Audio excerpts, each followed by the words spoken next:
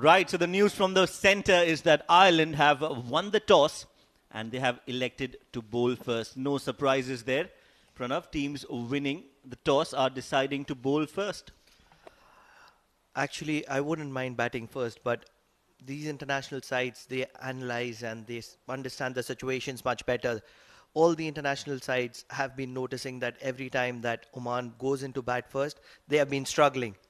The same was the situation in the 50-match series, and the same has happened against Nepal.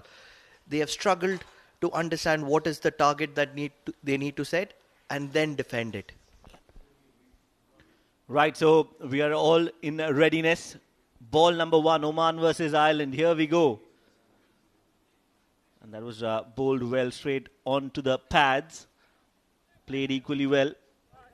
Kashyap Prajapati, he's the man for Oman right now, who's in great form, Pranav. He's a very elegant opener, very stylish, has a flurry of wonderful shots to play all around the ground, but then the way he gets out is always a surprise. Oh yes, a young career for Kashyap. Long way to go, but he's definitely a lot more talented than what the numbers say. Meanwhile, Mark Adair is the bowler who's started the proceedings for Ireland. So much of confidence in these young Ireland side, I would say. Young in the terms of the test status. How much of a difference does it make to a nation? Oh well, right now the difference is all about getting wickets. Mark Adair strikes and strikes well. Kashyap Kumar Prajapati had no answers to that ball, and he's been clean bowled by Mark Adair. Gone for a duck, and Oman are on the back foot. An early wicket for Mark Adair and Ireland. A gem of a delivery, pitching on middle, hitting the top of off. What a ball is that? An absolute bowler's delight. Well, completely missing the line of the ball there, Kashyap. He's walking back, gone for a duck, and Oman are yet to get off the mark. They've already lost their first wicket. Oman 0 for 1.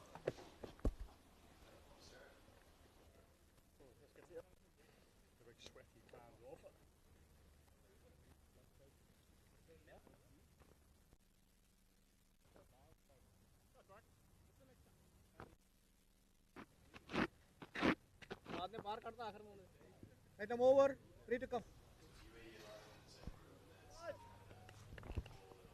Shoaib Khan is the new batsman, replacing Kashyap Prajapati. 2 matches, 11 runs. Early days for Shoaib Khan. Man of the tournament of the recently concluded D20 tournament. Gets off the mark immediately with a boundary. What a shot is that? Right from the middle of the bat. Backward of square. A 4 to start off. Is this going to change the tide? Well, too early to say. That was a poor delivery from Mark Adair. It was on the pads, asking to be hit, begging to be hit, and that is exactly what Shoaib Khan has done. He started off well.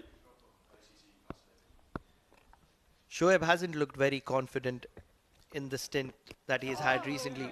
Another inside edge. Very lucky there.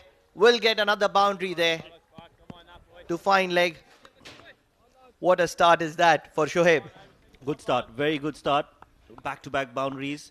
Yes, the last one was not from the meat of the bat, but a boundary is a boundary nevertheless. 2 back-to-back 4s. Not a bad ball either from Mark Adair. Yes, that missed the stumps by a few inches and has raced away towards the fine leg fence for 4. Ireland might be a test-playing nation, but this is T20. Oman is a very strong side in T20 formats. That's a good ball again. We'll just get a single and keep strike as well, Shoaib. First over done. Oman are 9 for 1.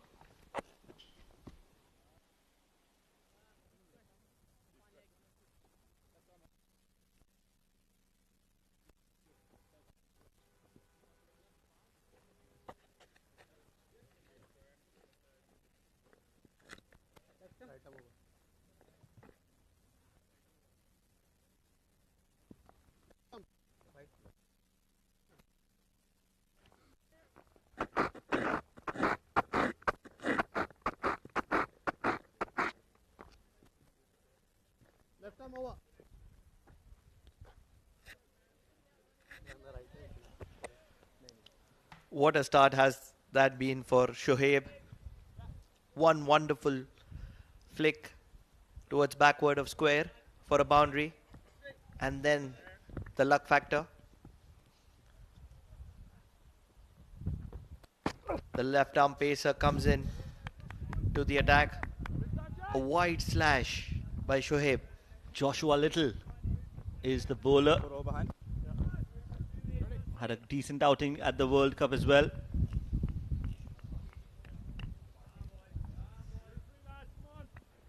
I love the intensity of the Ireland side in the field. Very active, very agile. Definitely boosts the confidence of the bowler.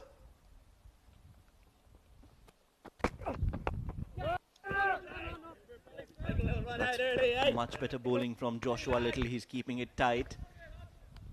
Now the pressure is on Shoaib and Jatinder to start off well because they've lost their first wicket in that very first over.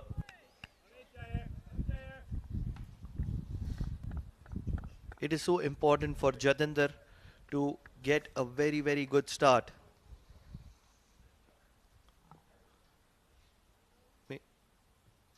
Shoaib is on strike.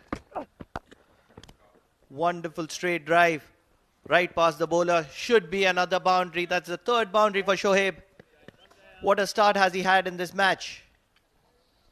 Very well played. That's a sign of a confident young batter. Played on the up. Played straight down the ground. No chance for any fielder whatsoever. And like I said, he's been amongst the runs at the domestic level. It's time to score some runs at the highest level as well. Another wonderful shot. Won't get runs this time, but a lot of confidence. Right from the middle of the bat towards the cover region. Oh, that came from the meat of the bat, yes. And again, a sign of a very, very in-form batsman, Shoaib. And that also shows, Pranav, that the wicket is a really good hard wicket. The ball is coming onto the bat pretty nicely. It's a good wicket to bat on. What a shot is that? That's a fourth boundary for Shoaib, dancing down the wicket, square driving it through the point region. Two fielders there, piercing the gap. What a start. What a start is this by Shoaib. Very well done. He's taking the attack to the opposition.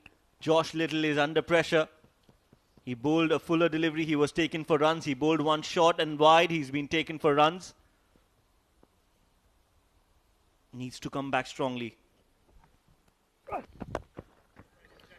That should be the fifth boundary for Shoaib. He quickly moves on to 21. Back of length, and that's pulled wide of mid-on for his fifth boundary. What a start is this for Shoaib. He's certainly proving a statement. 2 overs gone. That shot, really a shot of a man in form, because that was not a bad ball. It was a good ball on a good length. But the form that Shoaib is in, he won't miss those as well. 2 overs gone, Oman, 21 for 1.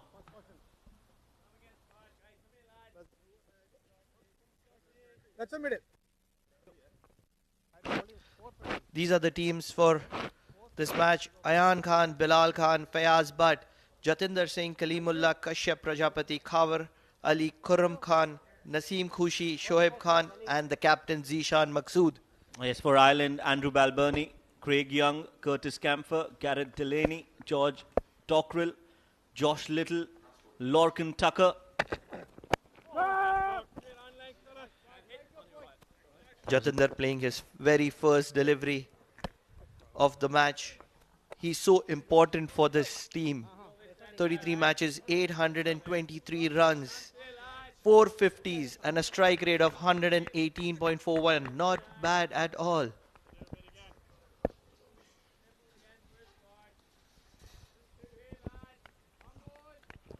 What happens is the longer that Jatinder plays, his area of striking increases. Quick running between the wickets between both these young openers for opener and one down batsman of Oman. That was a quick run between the wickets. Yes, just tabbed it And just took off Jatinder, stealing the run. And I think they've really got a good start now. Oman. Shoaib is on 21 of 9 deliveries. And he looks in prime touch. After that initial setback, he's taken on Josh Little in that previous over. And the way he's playing, I think he is setting up for a big total here.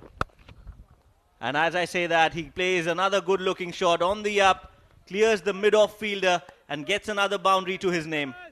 That's the 6th boundary for Shoaib. He is looking to prove a point here. He hasn't got any starts as of now for Oman, but this time he is looking so very confident, hitting it over the infield, straight down the ground for boundary number 6. The way he's playing right now, you will not believe that this is just his second T20 international. He's a very, very confident batter.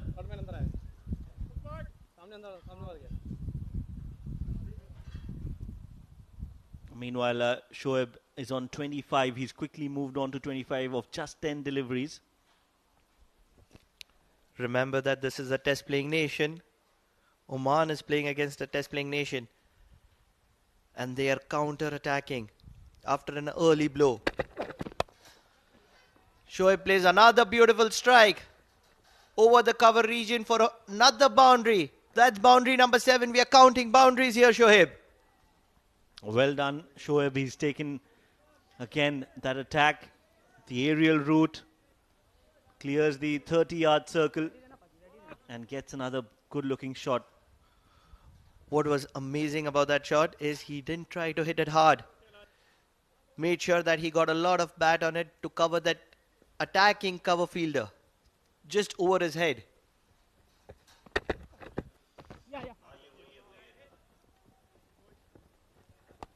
Ireland looking to make a comeback. Variations brought in very quick. That was a slower delivery by Mark Adair, an experienced campaigner for Ireland.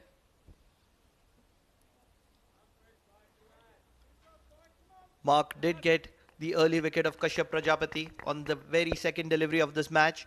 But since then, it has been the Shoaib show.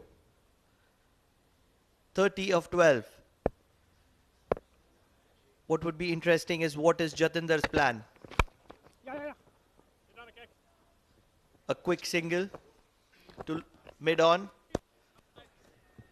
Jatinder is a very, very smart cricketer for Oman. At the end of 3 overs, it is 32 for 1.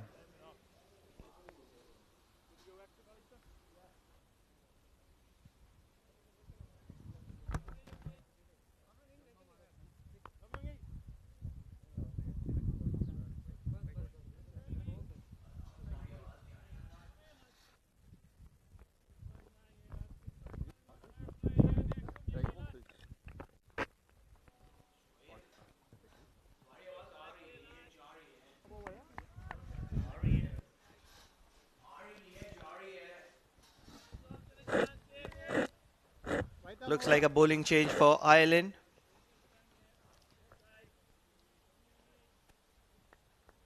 Jatinder will be the man on strike. He's a very experienced and intelligent cricketer. He would not look to slow the proceedings down or the intent of Shoaib. He would look to rotate the strike, give as much opportunity to Shoaib in this power play. 3.1 overs, 32 for 1. Craig Young has been brought into the attack. And this is a forced change for Ireland. Normally you don't see Craig Young coming in so early.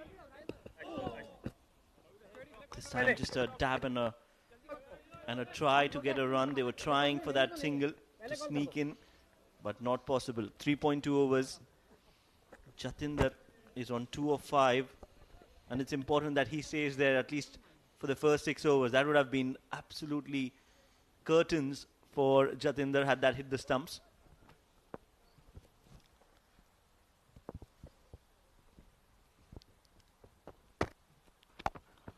Jatinder looks to hit one right down the throat of deep square leg. What a mishap is that for Oman. Can you believe it, Shoaib? What has Jatinder done here? Well, credit has to go to Young. He's got the fielders at the right place, bowling in the right areas. Pressure on Jatinder. Wanted that boundary. Had not timed it too well. Hurried on to him. And there was a fielder waiting for that catch. So another setback here for Oman. They lose their second wicket. Jatinder Singh is walking back after scoring 2 of 6. Oman are 32 for 2.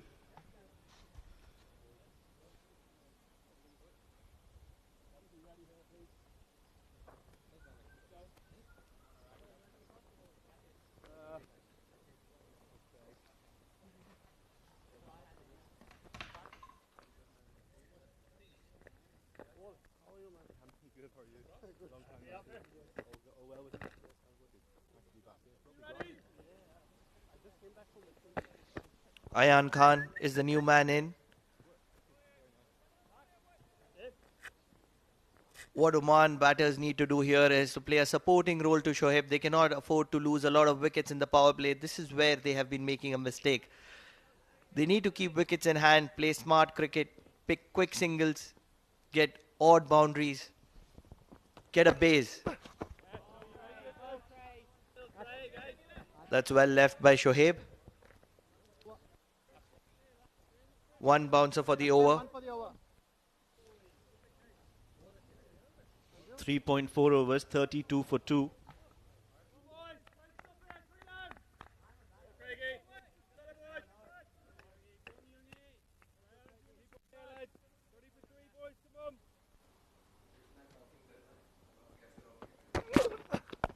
Short ball pulled and will find the fielder. No. So some good short bowling on display from Craig Young. He's been successful with that length and he's persisting with it. And a much better over for Ireland. Just one run off it. And they've also got that wicket of Jatinder. Okay, legs up. An interesting fact here, Shoaib. Before I go to that, Ayan Khan, early days for him as well. 3 matches, 20 runs, a strike rate of 90. An interesting fact, all 4 of these top order batsmen for Oman, they play for the same domestic side. They have to be having good understanding. Oh yes, absolutely. They should be knowing each other like the back of their hand. The slip is in for Craig Young for this last ball of the 4th over. Gets an edge and no run there. A dot ball to end the over. Oman are 33 for 2.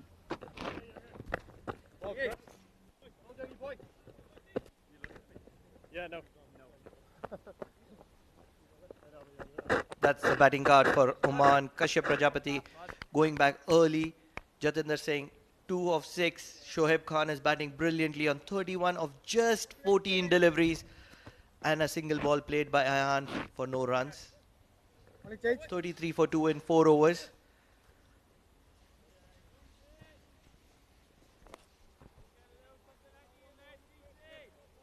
A mixed start for Oman. Shoaib? Yes, I think just that one over from Shoaib Khan's bat where they got a lot of runs. Other than that, Ireland have looked really well disciplined. They've got 2 wickets. But meanwhile, a good shot yet again. This time it is played in the gap. And that's gone all the way for number 60 of this tournament. 8th boundary for Shoaib. Beautifully late cut between the backward point and the short third man fielder for another boundary. Joshua Little. Shoaib fancies himself against Joshua. This time just wanted to go towards the mid wicket.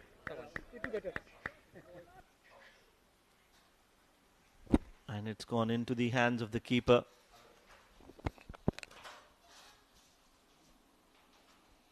Missed it.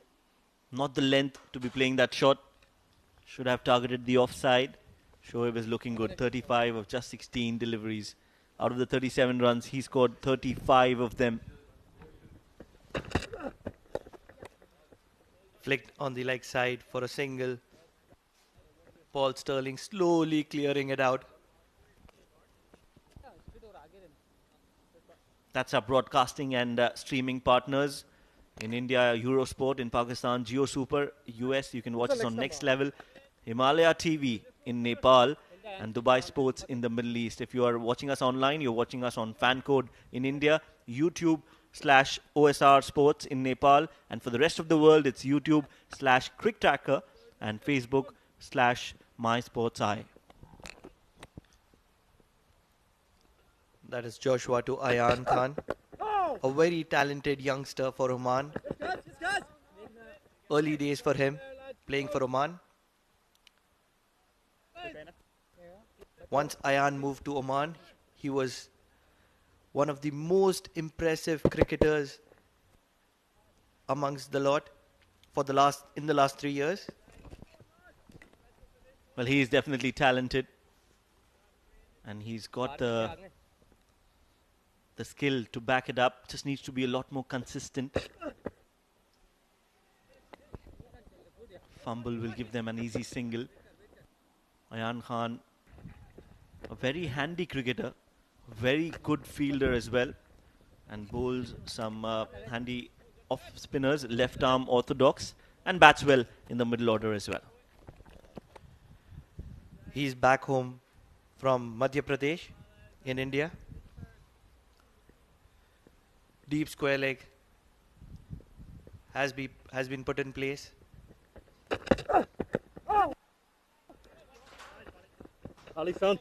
The place where Ayan Khan struggles is he looks for quick singles, and that often puts him into a lot of trouble. At the end of 5th over, it is 40 for 2. Yes, change in the voices as well. It's going to be Mikhail Vaswani and Neeloja.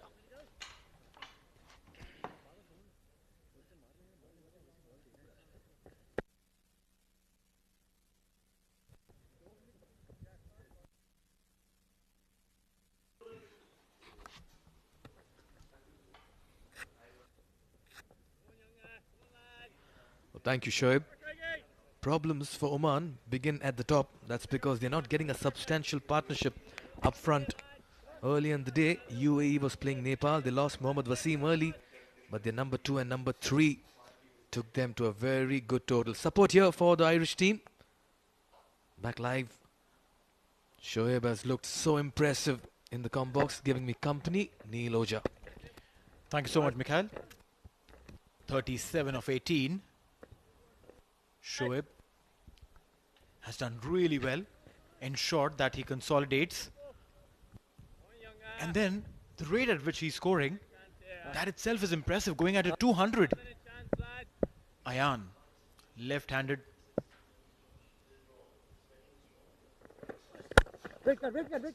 Drilled it down. Dot ball. Two young players in the Oman side. What a time for them to come in. What a time for them to shoulder responsibility. Talent needs to translate into runs now, into performances. No better time. Ireland are in front at the moment. 2 quick wickets. They've fielded well. They're maintaining a disciplined line and length. Tried to pull it. Didn't really get a lot of it. Get a single. Craig Young in operation. A wicket for him very early. He's been impressive and has been miserly as well. Paul Sterling is quite a star, playing a lot of franchise league cricket around the world. Recently also stated that he would like to also have mention in the IPL. He's been a sure shot hit in the PCL as well. PSL, beg your pardon. PSL, the Pakistan Super League. Slow one there. The ball did lob in for a bit. But we'll get a single. What they need to do is right now, Ayan and Shoaib, is to build a partnership and go scoring, even if it's at 6 or 7 and over, till the 11th or 12th over at least. Shorter this time, once again quicker, just surprising him with pace and bounce. Very good bowling by Young, let me tell you. Just reminding the batsman he needs to remain in the crease. Now, Neil, we are talking about the same wicket that yielded 359 runs in the previous game. Once again, just bending his back. Very good delivery, well directed. So this pitch has a lot of runs. It's how you apply yourself in the middle. Well, yes, application. That's the word. We saw Oman batting first yesterday. Again, lack of application against Nepal. Here as well, losing their openers. Meanwhile, 6 overs completed, 44 for 2.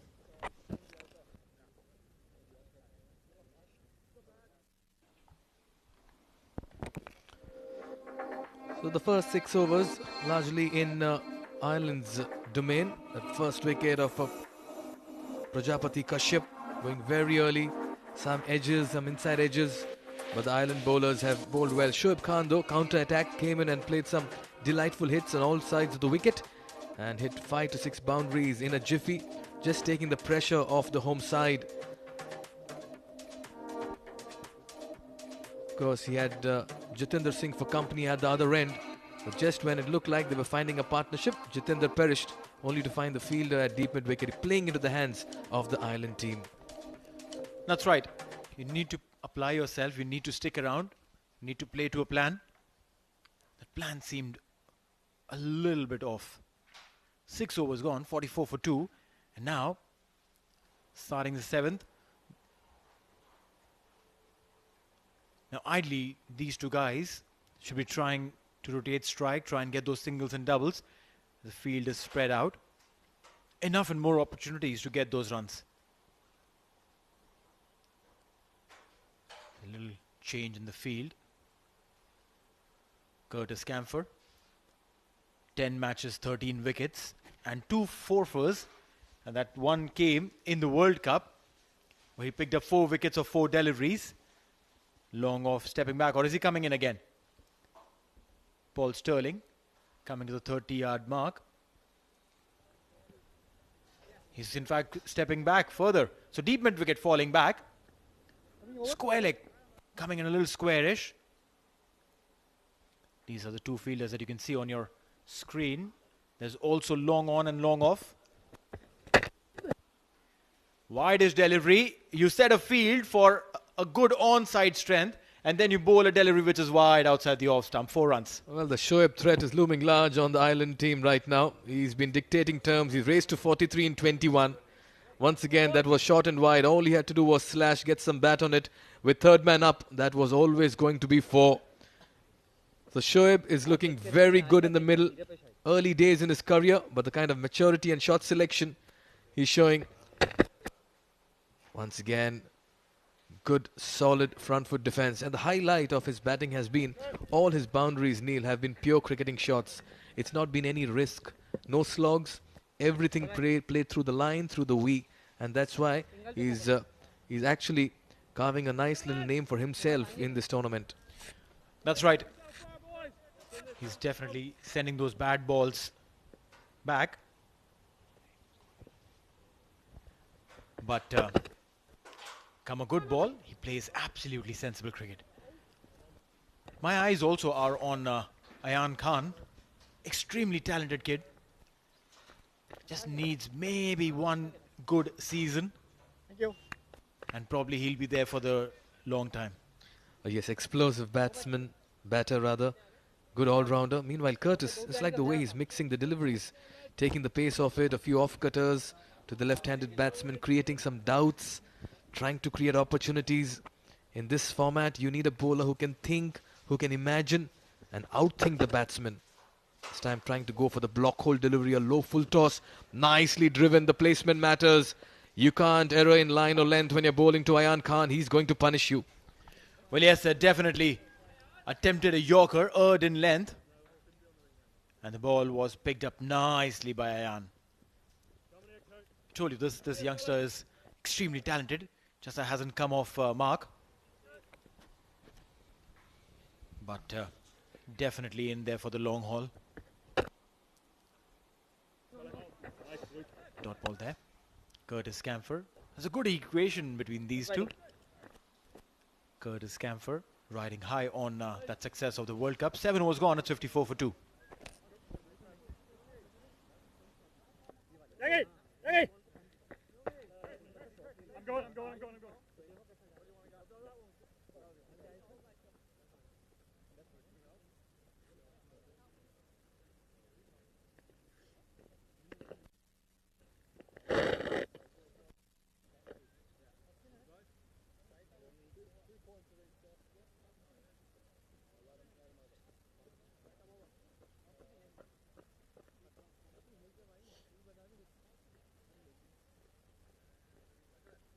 spinner, no?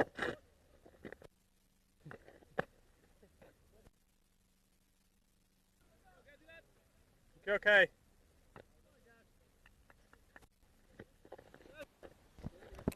Another bowling change here for Ireland. Gareth Delany, right arm leg spinner, will come into operation. 19 wickets for him in his 22 games at an economy of 7.5.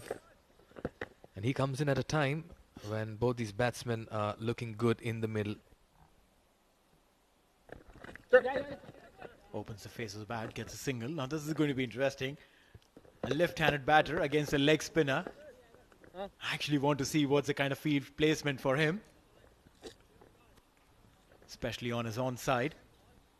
Look at that. Everyone going back on the boundary. There's a deep square leg, there's a deep mid-wicket, there's a long on. Well, let's look for some fireworks then.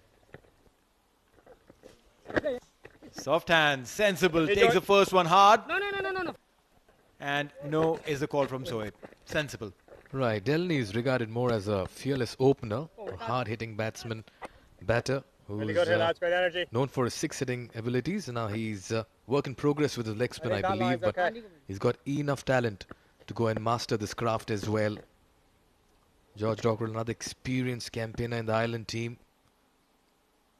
Nicely bowled, just like the way he's begun. Very good with his line and length, no width offered at all.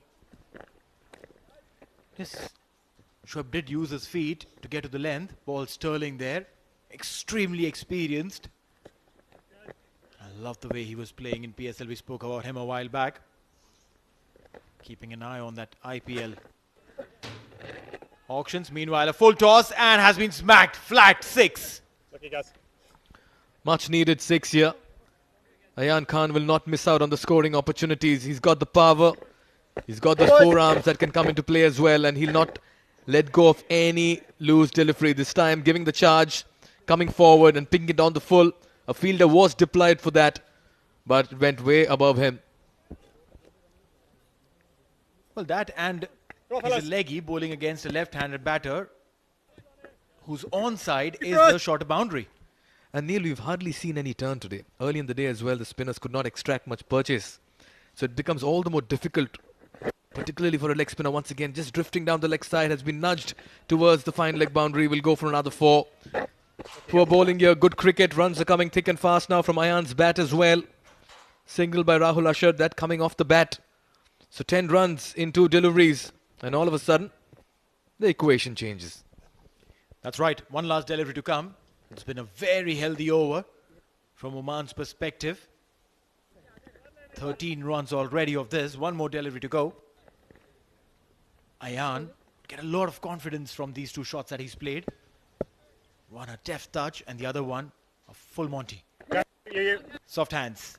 Takes a single. Me, George, me. And that'll be it. Lovely. End of the 8th. 68 for 2.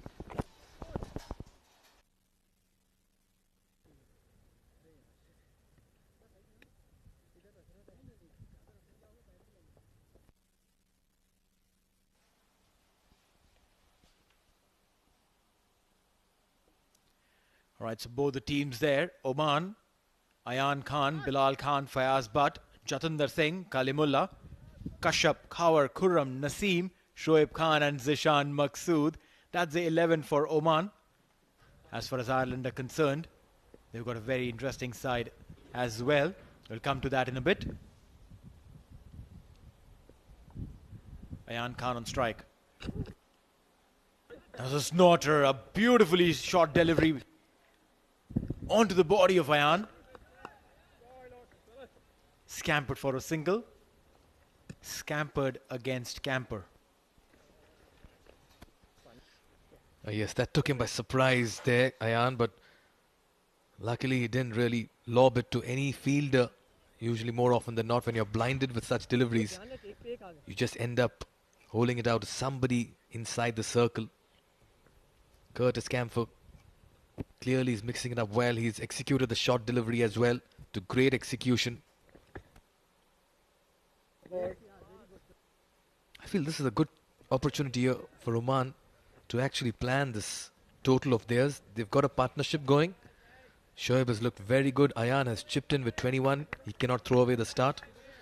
And as far as Ireland is concerned, another wicket here. They'll want to believe that they can restrict the opposition to a meager total, though Oman bats deep. Oman bats deep. This wicket is really good. All the reasons in place for a good high-scoring game. Get a single there. The rate at which they are going, they definitely could surpass the 155, 160 mark. But would those be enough?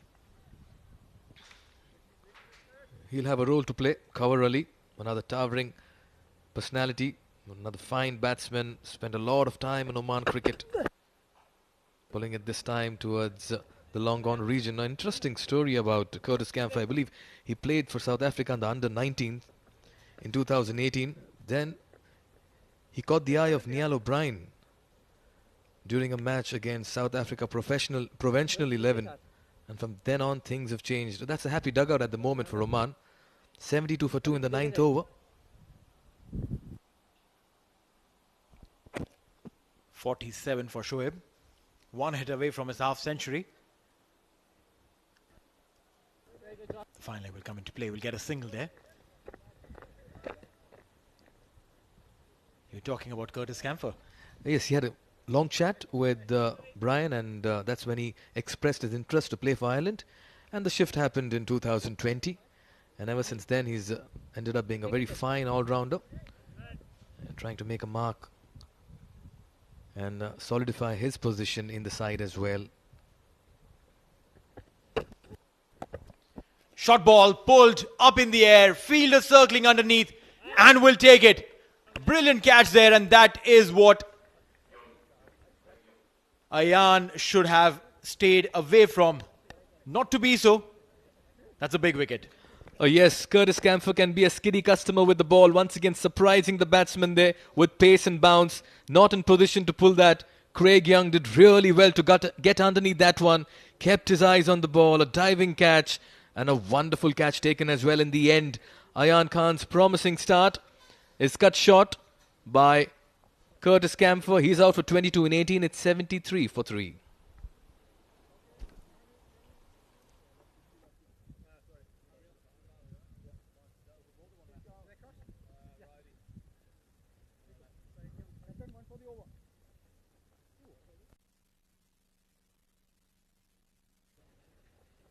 It can cost you items. I promise. Batsman, one for the over. One.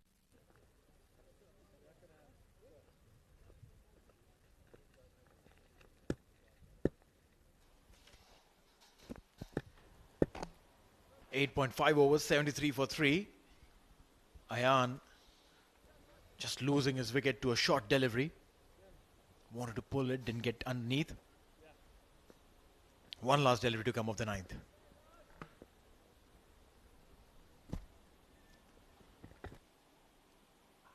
Soft hands, and that will be the end of the over. 9 was gone at 73 for 3.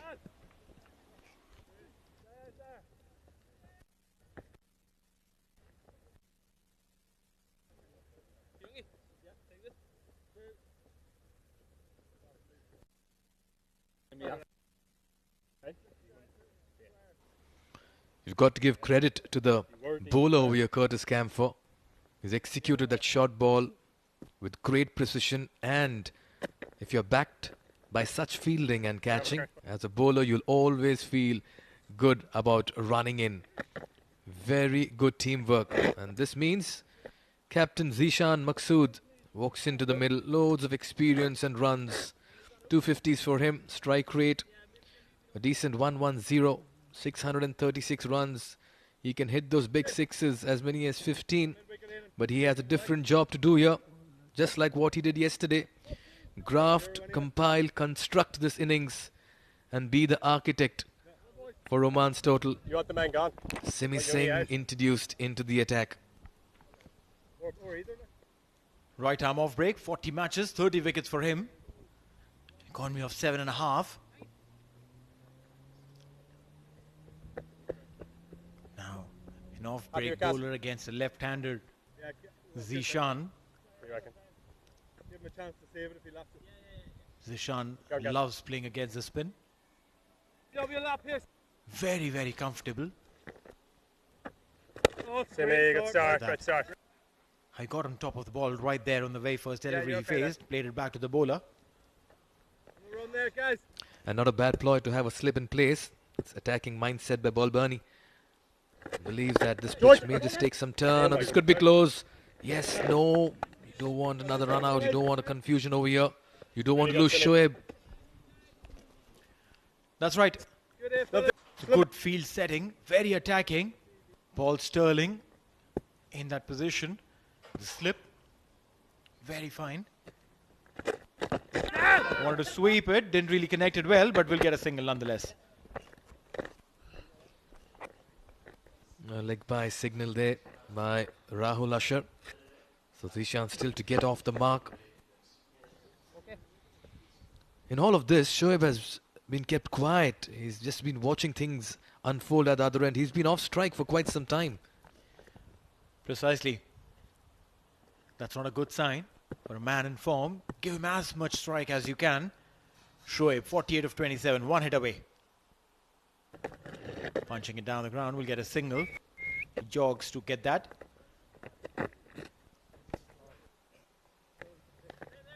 Almost at the halfway stage. Yeah. Oman 75 for 3. These days in T20 cricket, it's a rarity to see an off-spinner in operation. It's most of the time leg spinners or left-arm orthodox, for that matter the Chinaman bowlers. Barely remember a few names in T20 cricket today. That's why I missed out on an IPL contract. I'm an off-spinner. Right, time to bring in the variations. Just going with the arm this time. And another leg by signal there by Rahul Asher, which means Zishan will still have to wait for that first run of his. One last delivery of the over. Shoaib on 49. And I've been saying this, one hit away. Not just a bit. Oh, what on. Back to the bowler, dot ball, end of the over. 10 overs gone, it's 76 for 3.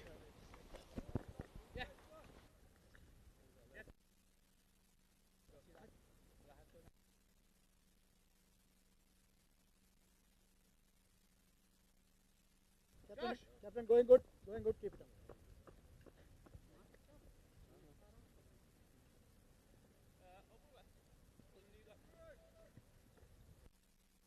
Three minutes up, huh? 3 minutes up. Yeah. That's all. Change in the voice in the commentary box. Mikhail will make way to Andrew. Andrew, welcome. Yeah, nice to join you, and great to see the boys in green finally get on the park. Slightly delayed, we were supposed to get going yesterday morning.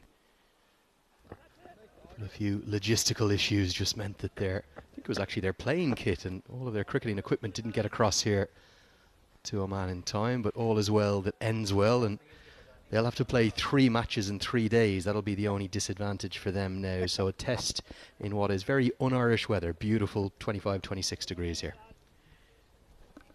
Well, yes, sir. They'll have 3 games on the trot, the Irish. Shoaib, meanwhile, 49 of 29. Opens the face of the bat, will get a single, and that will be the 50 for him. He'll raise his bat. Finally, has he realized it? Well, yes. The dugout is all claps, and he's done well, but the job's not yet over. Yeah, good innings. A maiden T20I half-century for Shoaib Khan. That 50 coming from 30 deliveries. It's come in really good time, and he took the attack to the Irish bowlers, particularly through that power play. 9 fours in that innings. A lot of technically correct cricket strokes, not the kind of power hitting that you might necessarily be used to at T20 cricket. Zishan just guides the ball towards the fine leg region. We'll get a single there. What Zishan is doing really well is he's ensuring that Shoaib gets most of the strike. He's not staying around, sticking around for long. Every time, every opportunity, the ball he's facing, he's ensuring, picks a single, gets off strike. Yeah, and I think that's something he's trying to learn from yesterday. He might have made 43 not out yesterday, Zishan Maksud, but he wasn't happy with the way he batted. Didn't get going at any point. Straight to the fielder, single. And what he's trying to do is get as much of the strike as possible over to Shoaib Khan. Something that Zishan Maksud has developed later in his career. He was initially a pinch hitter when he first came on the scene, particularly that 2015 T20 World Cup qualifier in Ireland and Scotland. He shocked all of the associates and just smashed the ball everywhere, opening the batting. But as his game has developed, he's taken quite a while to get going early in his innings. Well, yes, he's now literally the backbone of this Oman side as far as batting is concerned. Down the leg side wide, the right hand left hand combination does tend to trouble the bowlers. But his game has evolved. It's evolved significantly from being a stroke player at the top of the order to an out and out all rounder. The captain obviously now, he's turned into a great leader. His bowling, which was very much part time 5 or 6 years ago, is maybe his foremost suit, even though he's a constant in the middle order at number 4 for Oman. Beautifully done there. Beautifully done. That's a 4. Well, he hasn't forgotten his skills there. Now, Duleep Mendes rightly applauds that. That's an outstanding shot. Good innovation. Curtis Camphor surprises a lot of batters when they face him for the first time. He's slingy. He's quicker than you'd think. And that's exactly what's happened there. It's just got a little bit large on Zishan Maksud, but he's ridden the bounce of the ball, opened the face of it, and a perfectly safe shot, fully in control. Good innovation from the Omani captain. 6 of 7 for him. Curtis Camphor coming in. This time pulled and pulled clean. We'll get a single though. That'll be the end of the over. 11 gone, 86 for 3.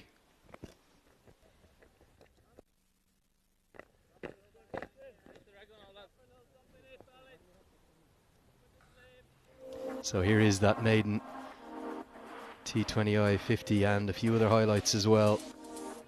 Some really good batting involved. 9 boundaries in this innings of 50. Just his second T20I appearance today.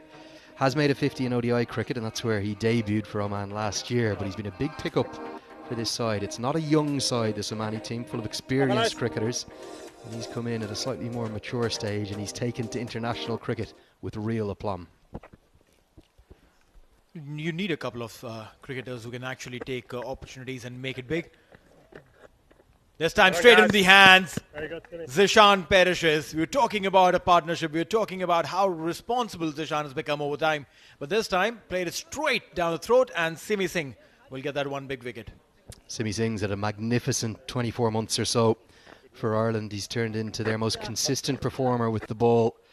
And he's added wicket-taking threat to that as well. Zishan Maksud was trying to hit against the spin, but he was trying to target the shorter boundary to his leg side.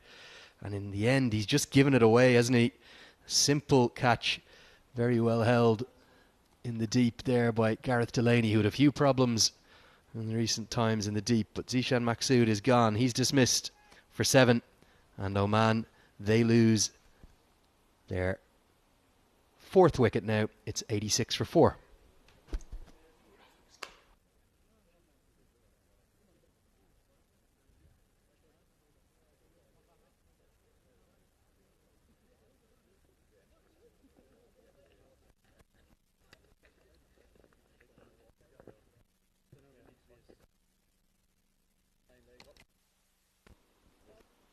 Kerala, it's going to be at number 6, and I just sense that Ireland needed that breakthrough. Zishan Maksud and Shoaib Khan were starting to look a little threatening together. And no surprise the breakthrough's gone to Simi Singh, but a lot of changes in this Irish T20 side. They played a 2-match series there against the United States in Florida, a historic series, the first time the USA has welcomed a full member nation of the ICC across to American soil. But a lot of changes from that team. 4 from the side that bounced back to square the series there in Fort Lauderdale. And a couple of those changes were enforced because William McClintock is not in the squad. He's been left out, the Northwest Warriors player. But Ben White and Neil Rock, they're only here as travelling reserves. They're also out of the team. And surprisingly, Barry McCarthy misses out. He was the leading wicket taker for Ireland in that series. And with that, we've seen a lot of the more experienced players, I suppose the likes of Craig Young and Josh Little in particular, are almost automatic picks, the form that they've been in recent times. And then Gareth Delaney, after recovering from COVID, back in. And also Shane Getgate. Here's the wicket again. Didn't really look in full control of that slog sweep. You're right. Wanted to just play for it. Shorter side of the boundary. It's going to be Shoaib. We'll have a new partner in Khawar Ali. A big unit cover. Yeah, and Khawar Ali so often opens the batting in the ODI format for Oman, but he's usually used basically as a leg spinner and a leg spinner alone. The change, of course, has seen Mohammed Nadeem miss out for Oman today. Naturally, he was in the wars yesterday, but he's been promoted up the order today to number 6.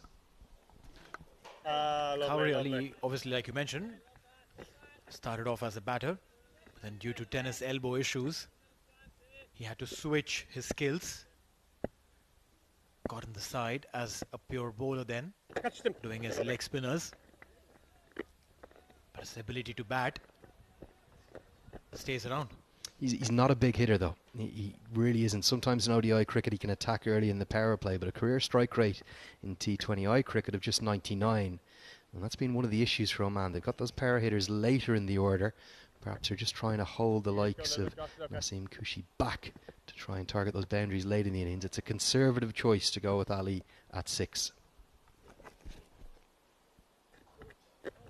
The carom ball coming through. We get a single to end the over. 12 overs gone. It's 90 for 4.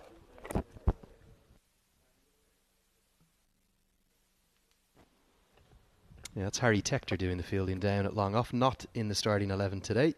Perhaps a bit of a surprise, although return to the T20I side. That's the state of play so far. Shoaib Khan is very much anchoring this innings.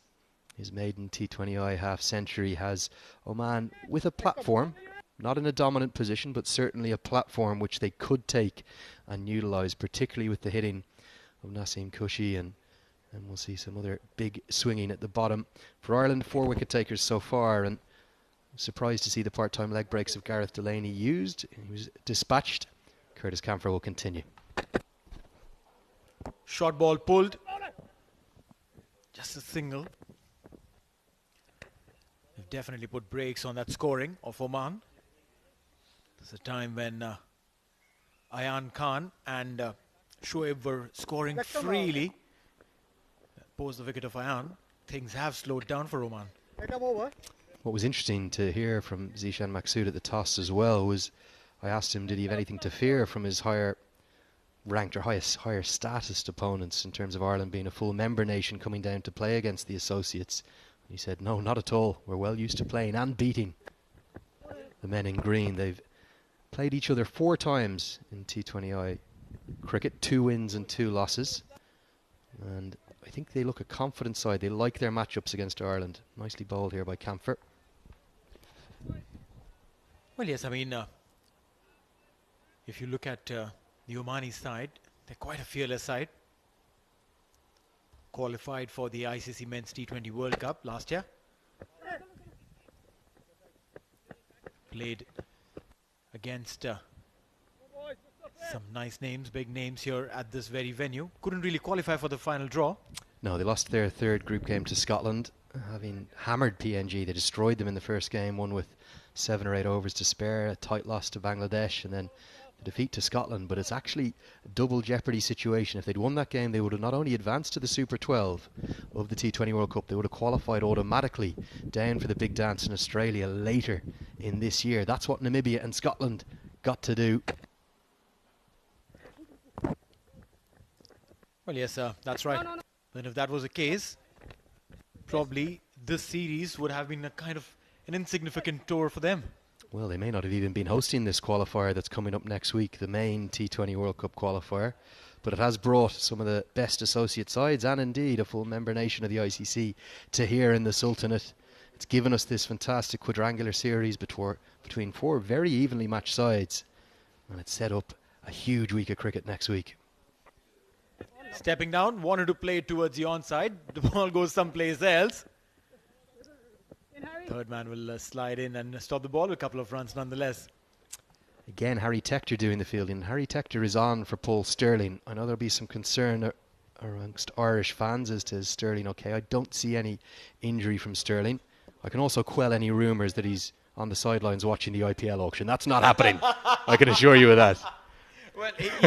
Well, for sure, he would be waiting for his mates to tell him, phone him up and say, hey, buddy, you've been picked up. The shortish delivery, and this one will race away towards the boundary. Is it? No. Brilliant piece of fielding. I want to have a look at that at the boundary lines. Outstanding. George Dockrell, of course it is, strong across to his left. If only he took his cap off, you'd see the most extraordinary hairstyle to go with it. He's like the real Slim Shady out there with the new blonde locks. Look at this. A magnificent stop, and clever enough to flick the ball back in to save a couple of runs. It'll get us to the end of that over, the 13th. It's 97 for 4.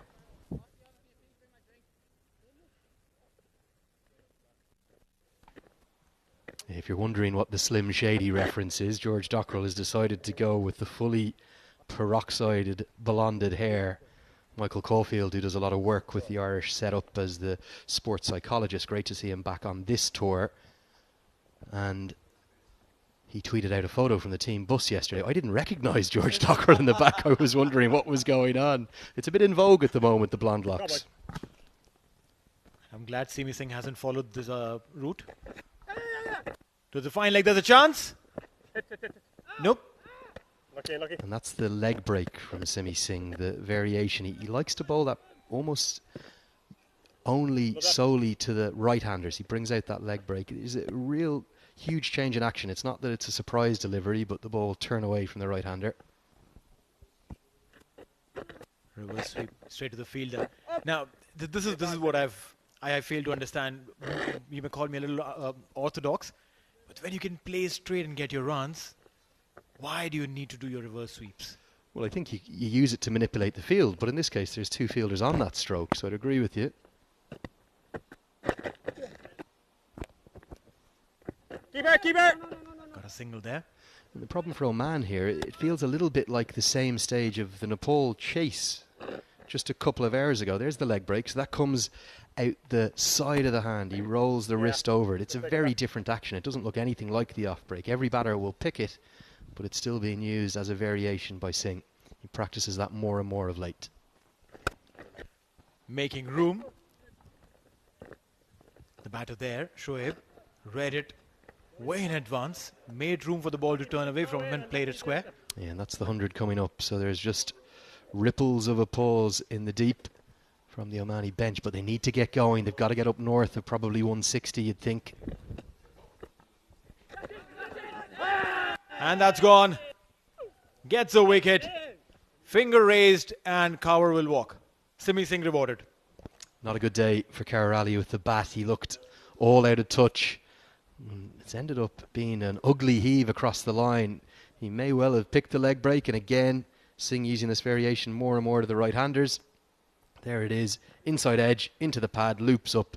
The simplest of catches for Lorcan Tucker, who has the gloves back with Neil Rock out of the squad. And he's going to be dismissed for 8. Oman fall to 100 for 5.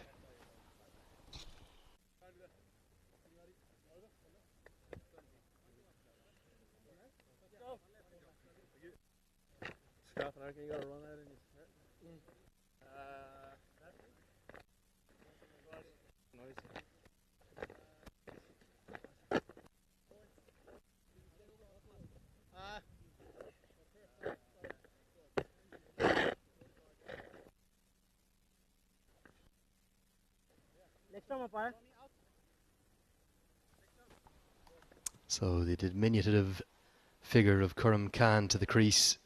He's found himself out of the Omani setup for quite a bit, but recalled into the T20I team here.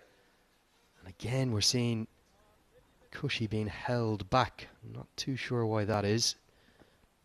Didn't like the choice of Kaur Ali up there at number 6 for Oman. I thought it was a very conservative one, and it's left Oman behind the game now. You're right. I mean, when you have steady, sturdy batters like Khurram, why would you want to bring in Kaur? Outstanding. Sorry, that's the skipper, Andrew Balbirnie. Full length across to his left. A magnificent stop. Saves a certain single. His body on the line for the team. 14 gone. It's 100 for 5. take a look at the replay. I think that was actually the googly out of the back of the hand. So not just the leg break variety, but also the googly coming out from Singh. Not too sure why you need that if you bowl the off break as well, but full box of tricks, and it's proving very effective. Singh has 2 for 8 from his 3 overs. He really is turning into Ireland's most consistent performer with the ball by a distance, and that's a very concerned Omani leadership group on the sideline. The captain on the right, Zishan Maksood, and the head coach, Dilip Mendes. He's a cool customer, but he knows that his side need a lot of runs from the remaining 6 overs. 160 would give some confidence to the bowlers. Anything less, they would know that they're running on 1 tire less. Craig Young.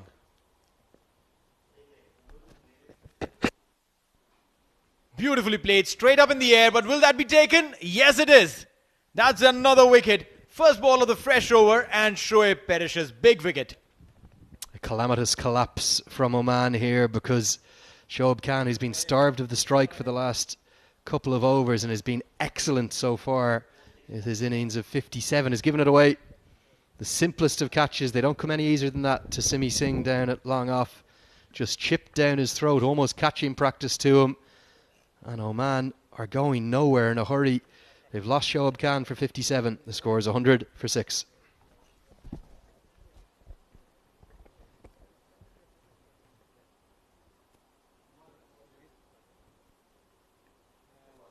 Thank you.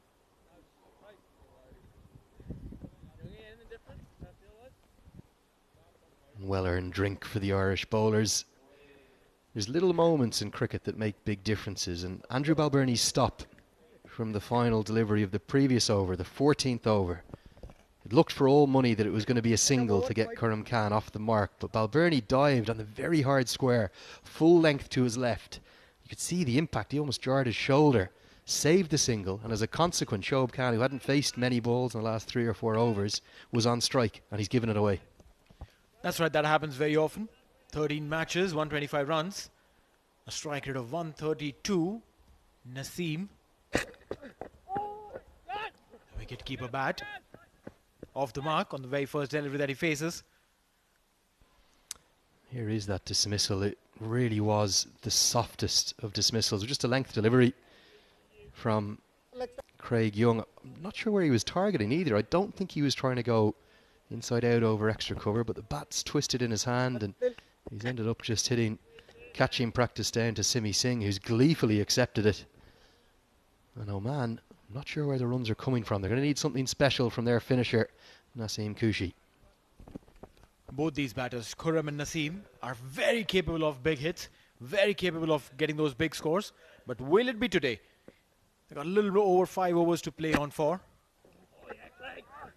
Played it straight, got that single done. And Craig Young has been excellent as well.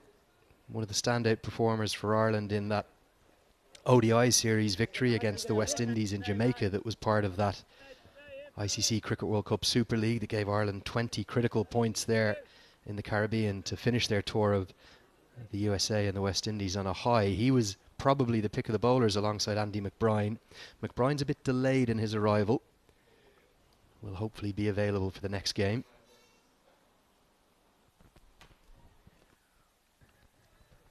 Naseem Kushi. That's a good looking shot. Took me a while to actually gauge what happened. Yeah, just a pickup shot into the leg side, really nicely flicked, and this is the power that Kushi possesses that much of the other Omani middle order doesn't have. Full in length and just clipped over the head of the mid-wicket fielder. Ireland have to be careful here. This is a very, very dangerous player. One of the highest strike rates in the Omani side. One of the highest strike rates actually in the associate game. He hits a very clean, very big ball. Slow bouncer. Get a single there. Had to control and correct his shot there. Naseem Kushi wanted to play it over mid-wicket. Realized that the ball wasn't coming on that pace that he expected. Checked his shot. Played it towards fine leg. Got a single there. One more delivery to go. 107 for 6. They need another 50 odd runs. And they're going to go to a slightly more defensive field. They're going to bring fine leg up into the circle and send mid-wicket back. That's George Dockrell trying to give that protection to the shorter side of the ground. Straight to the fielder. That's a single, and that'll be the end of the 15th. 108 for 6.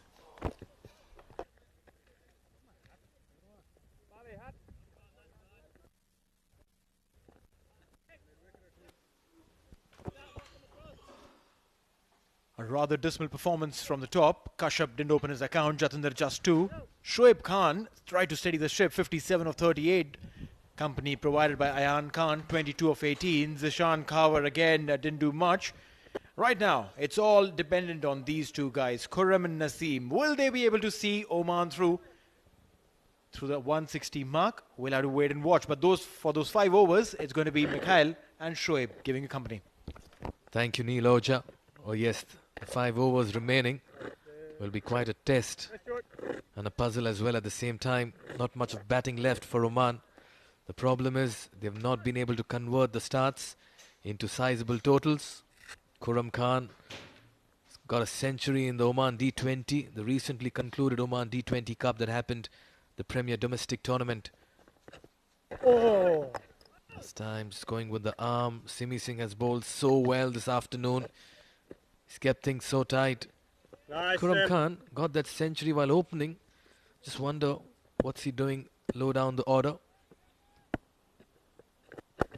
Just the right time to welcome Shoaib Ahmed as well. Not helping out his mate here, lads. Thank Not you, helping his Mikhail. mate. Yes, last 5 overs. And you've got Khurram and Naseem as Omani batters. Both of them can hit the ball a long distance. But can they do it against Simi Singh is the question. Down the leg side, and will just get 1 run. We'll have to wait for the umpire signal. Yes, leg by signal.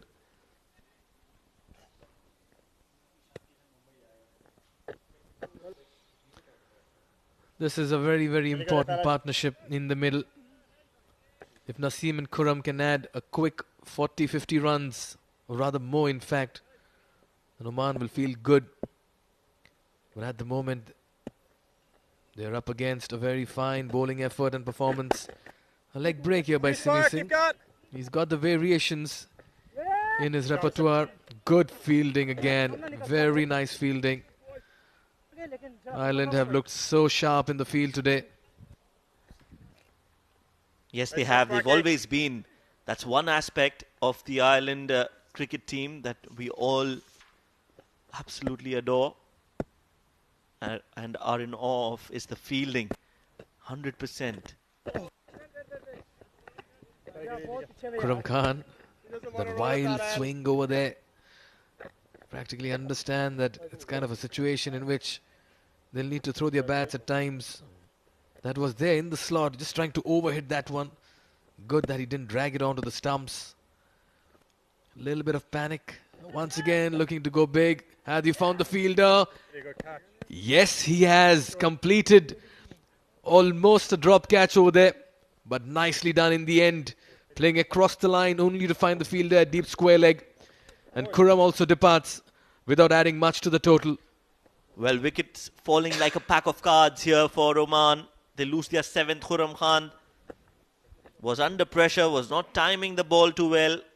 This time swept, but found the fielder waiting for that catch. And they don't drop many, do they?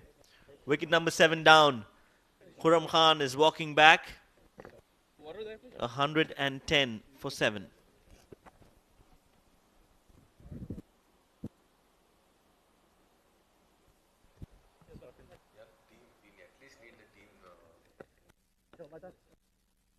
Oh, sorry.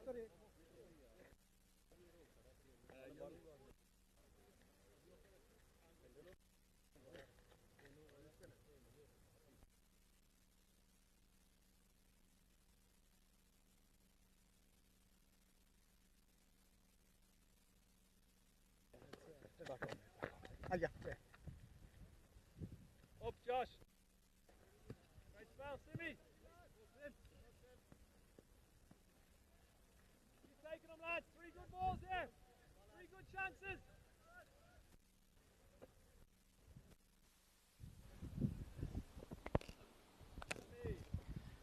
4 more overs to go, and it's Young, Craig Young, who's been brought into the attack. Got 2 wickets. 1 more over in his spell. Can he take a few more? This was Khurram Khan there, trying to get a big boundary or a big 6 out of it. In the end, a little bit of a stumble, a little bit of a wobble, but catch completed. Concerns, faces over there, worried faces. Dilip Mendis, the coach, captain, Zishan Maqsood. But that's been the story for Oman in this tournament so far. They've just not been able to put the runs on the board. They've just not been able to convert the starts, find the partnerships. And going into the T20 World Cup qualifiers, they'll need to fine-tune all of this. What a right arm over. Oh yes, absolutely. They need to get their house in order. Ahmed Fayaz, but 64 runs for him in 9 matches. This is his 9th. Oh, diving effort from Paul Sterling, and that could have been... Oh, that is suicidal running between the wickets. Both the batters were on the same end, shaking hands, and then realized one of them has to run towards the non-striking end. Poor running. You don't want to lose Naseem Khushi courtesy a run out, and that's what happens. Paul Sterling, for a second, didn't know which end to throw at.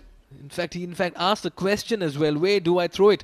And finally did get the right end, but could not really find the wickets as well over there. Couldn't get that direct hit. This is what happens when you run with a tail end at the other end. Oh, he's gone big. He's teed off in style. But has he got the distance on this? Yes, he has. Marginally though, but it goes for a big home run. Something to cheer for the Oman dugout. Well, yes, they're still discussing that run, but those things have to be left behind. Oman have another 3 good overs left, and with the big hitting that Naseem Khushi is capable of, they should fancy their chances. Oh yes, he'll need as much strike as well. He'll need as much strike. Naseem Khushi needs to be there in the middle.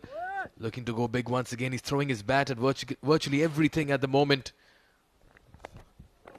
Oh yes, this time did not get the meat of the bat. Naseem Khushi. 119 Oman. They've lost 7. All Fayaz needs to do is take a run and get to the other end. Well, he has a very simple job to do. Remains to be seen if he can do it. Not really. He'll have to give maximum strike to Naseem Khushi. Fayaz has been with the Oman side for a while now. Let's take a look at that run out once again. Not really. We'll take a look at that miss by Fayaz.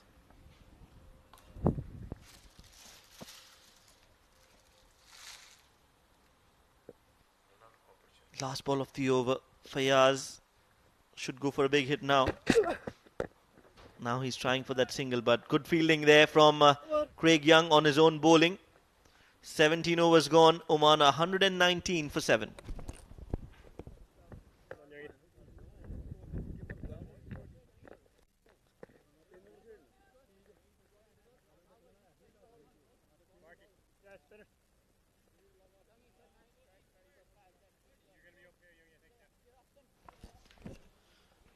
Broadcasters and streaming partners. In India, you can watch us on Eurosports. Pakistan, it's Geo Super. USA Next Level channel. Nepal, it's Himalaya TV. And in the Middle East, you can watch us on Dubai Sports. Streaming partners, fan code in India, YouTube/OSR Sports. And everywhere else in the world, YouTube/CricTracker. And Facebook/My Sports Eye.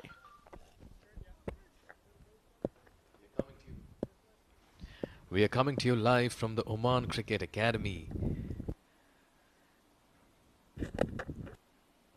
Naseem Khushi takes a single off the very first ball. Now the question arises here is, would it have been better had he retained strike?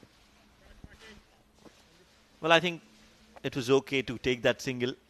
He can expect Fayaz to give him a run back. Yes, if it's the last over or so, then I would want Naseem Khushi to be playing all the 6 balls.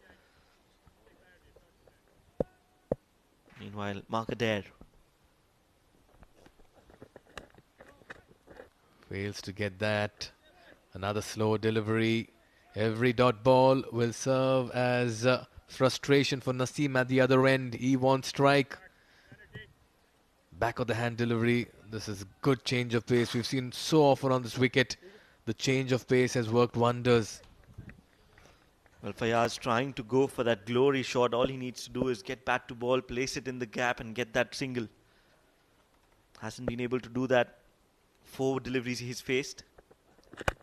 This time he drives it straight into the hands and then has to run because has nowhere else to go. Naseem Khushi had taken off and Fayaz Ahmed was in no clue whatsoever what he needs to do. Had to sacrifice his wicket. And that's wicket number 8 for Oman. Absolute confusion in the middle there. Naseem wanted strike. Fayaz not ready to go for that single. Straight to the fielder's hand. And straightforward run out. Fayaz has to depart. No brainer there for the umpire as well. He walks back. Another wicket of Oman falls.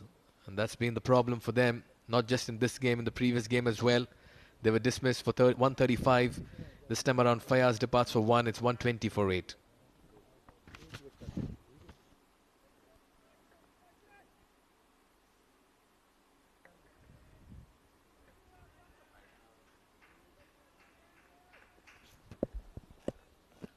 Well, good news for Oman is that Naseem Khushi is on strike. Can he make merry of that? Let's find out. Good ball there from Markader. Right into the block hole. Only a single. And that brings Kalimullah on strike. Now he can hit a few as well. He can, yes. But I would always want to see more of Naseem there. I would have still wanted a dot ball and had Naseem on strike. Because you're talking of law of averages over here. The strike rate of 152. Shoaib was talking about the big sixes. Well, it comes from there. He can hit it big. But they're bowling really well at the moment. Markader pulls it towards long gone for a single. Oman is crawling towards a total of 140, 145 at the moment. But if Naseem gets going, only then it is possible. Yes, that's right. Just 2 wickets left from here on. Naseem is losing partners from the other end. And this has been a brilliant bowling performance from Ireland. Credit has to go to the bowlers, Adair included. Another slow delivery. Just nudged it to a square leg for a run. 18 overs gone. 2 more overs to go. Oman are 1, 2, 3 for 8.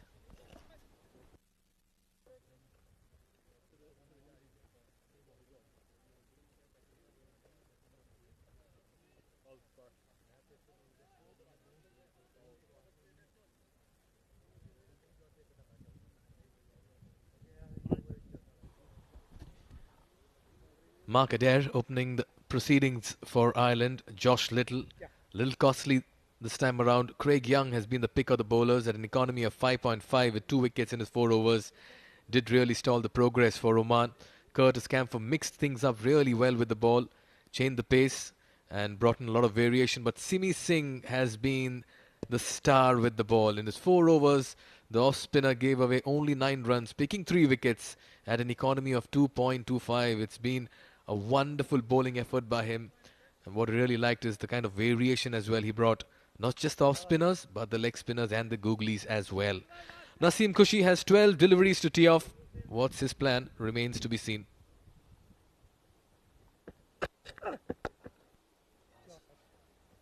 Outside off in the slot.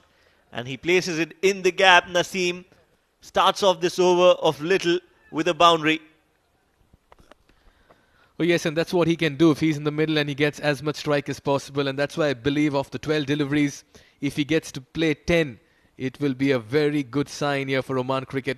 Because once he hits, they stay hit. And they'll need more of him in the middle there now. Yes, now he needs to keep and farm maximum strike.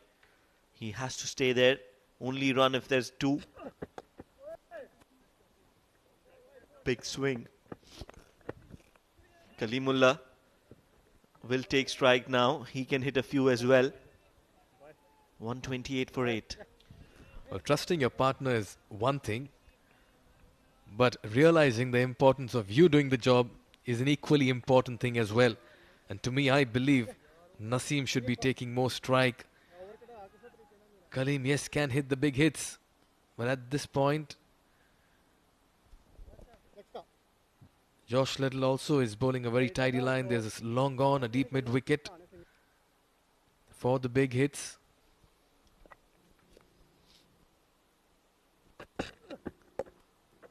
Well done by Kalimullah. Common sense prevails. Takes that single, gives the strike back to Naseem. 18.3 overs. 129. Naseem is on 23 of 12. Where would he be targeting now, Mikhail? Anywhere, as far as it stays outside the ground. And that's what his mates in the dugout as well would be hoping. We've seen him do it time and again in the domestic circuit in the matches before. This is the Oman team. Not much that they can take from this game as well in terms of their batting performance. Josh Little steaming in. Another back of the hand delivery. And he found the fielder, just goes over the cover fielder. Nicely fielded by Simi Singh to keep that to 1. He just charged on the ball, converged into it, attacked it and ensured they don't go in for the second, only to keep Kalimullah on strike. Well, yes, that was a good ball to start off with. A good slower delivery, well disguised slower delivery. And as you rightly mentioned, Simi Singh taking that charge, making sure they are kept to just a single. 2 more deliveries to go. Now Kalimullah has the license to go for it. And I have got this feeling he might go for a big shot here. Does, but misses completely. You've got to give credit to Josh Little as well. This was quicker. This was angled away from the right-handed batter. And just caught him by surprise with the pace. Of course, he did play the wrong length. You can't expect much from your number 9. All you need is a single, and not this delivery at least, Shoaib. You wanted to either go for a boundary or a dot ball because you want Naseem to face the next and the final 6 deliveries. That's right. Now, again, he would want to go and score a boundary here, Kalimullah. Get those important runs on the board. Yes, he connects. And he connects well. Waits for that ball. That slower delivery from Little. Just a little too slow. And Kalimullah has absolutely pounced on that ball. Clears his front leg and goes for the big heave towards the mid-wicket. Josh Little hit for a big 6 by Kalimullah. May have got the toe end of the bat, but that's the power of a bowler. Bringing in all that strength. 19 gone, it's 136 for 8.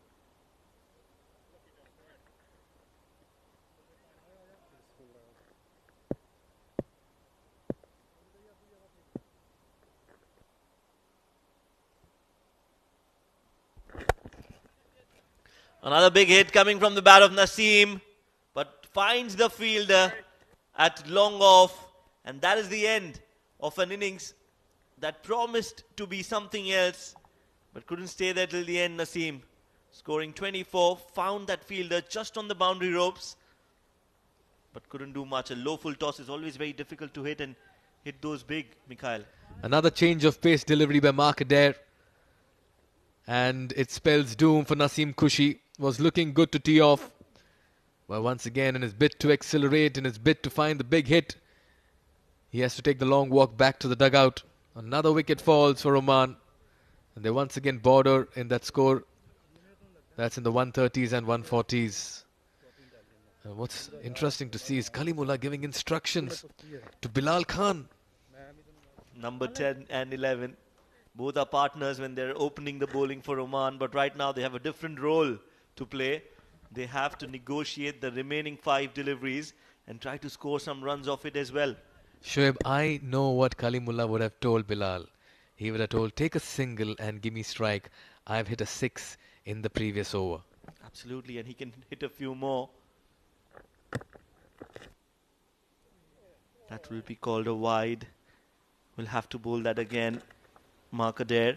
I remember that match-winning 6 from Kalimullah against the touring Mumbai side early last year, before the cricketing season started in Oman. So yes, he can hit a few, and we might just see if he gets a chance.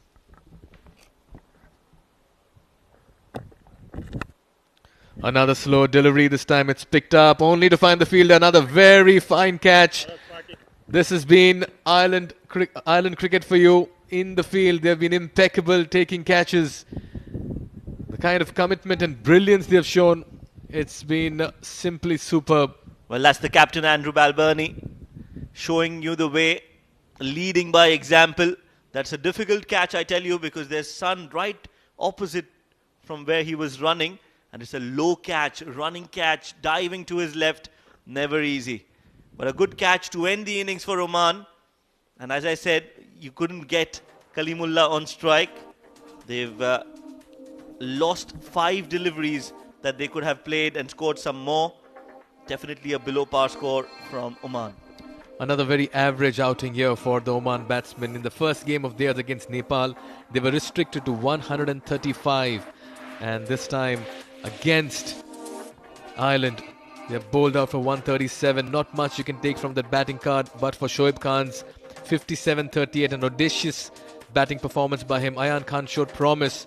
In the end, Naseem gave some impetus, but look at the others. They didn't even get into double figures. Kashyap and Jitinder departing very early, creating problems for them. The middle order couldn't post some kind of resistance in the middle and construct a partnership, and the tail couldn't wag as well. The story is pretty obvious here for the Oman cricket team. It's the batsmen who've let them down once again. This after they were put into bat. Yes, and the credit has to go to the bowling of Ireland cricket. Well, that was a big start, a big blow right up front for Oman. But then Shoaib came in and played some few glorious drives, some good shots all around the park. Jatinder Singh falling cheaply yet again. And when that happens, Oman is always on the back foot. Their 2 openers went back cheaply. Ayan tried to build a partnership with Shoaib, but couldn't stay there for too long. A good catch taken there. And since then, it was all about wickets falling at regular intervals. Everyone wanted to go and play those glory shots, but they couldn't time it, couldn't middle it, could not get the distance, and kept losing wickets. Khurram Khan falling there at square leg. And then a few hits from the bat of Naseem Khushi, along with one shot from Kalimullah as well. That's the run out. Absolutely suicidal. And then Naseem Khushi tried his best to get a few big hits. Kalimullah hitting that 1-6 right onto the roof of Oman Cricket Academy. And this was the last wicket to fall. Bilal trying to go for a big hit, and a good catch there from the captain, Andy Balbirnie. So that's the bowling card. A very, very impressive looking bowling card for Ireland. Mark Adair, the pick of the bowlers, alongside Simi Singh, who's always had a great run whenever he's come in the Middle East. Simi Singh getting 3 wickets, giving away 9 runs in his 4. And Mark Adair also picking up 3 wickets by conceding 25 runs in 3.2 overs. The others were okay. Josh Little a bit expensive. Garrett Delaney just bowling that 1 over and giving away 14 runs. 6 extras, and Oman have managed a mere target of 137. Oh yes, the bowlers striking at will, and this means that when Ireland come out to bat, they will need 138 runs to win in their 20 overs. Well, so we'll come back with the run chase in the second innings. Until then, stay tuned and we'll be back shortly.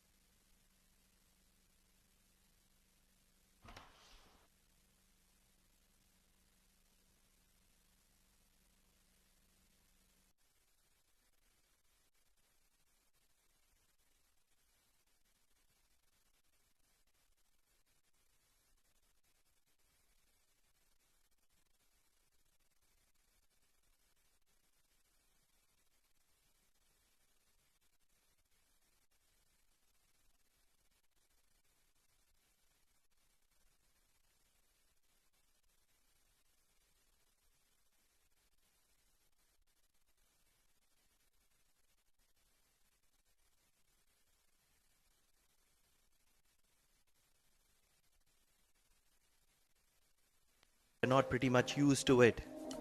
They're a good side and they have been winning a lot of matches in the last 5 years.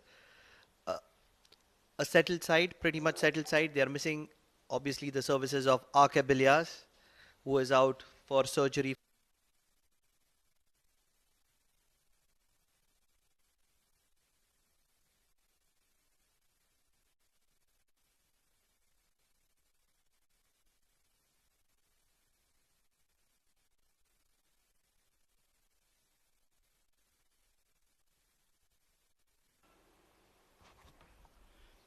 Right, so before we head to the toss, let's quickly just discuss a little bit about the two teams. Of course, Oman.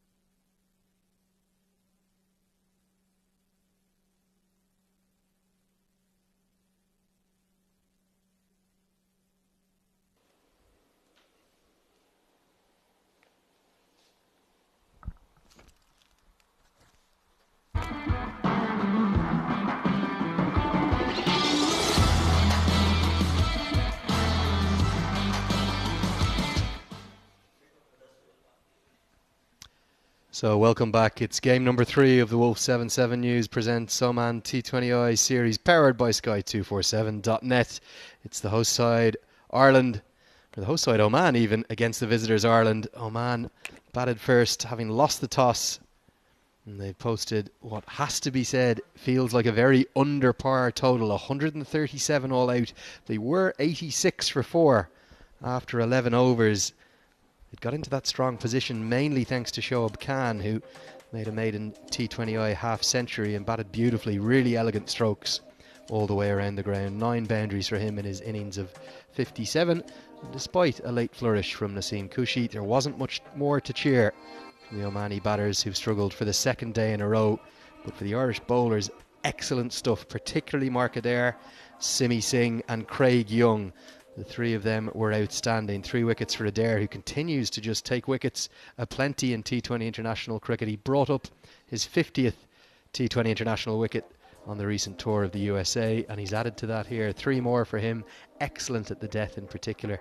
And Simi Singh was probably the pick of the bowlers with 3 wickets. That's the beautiful scene.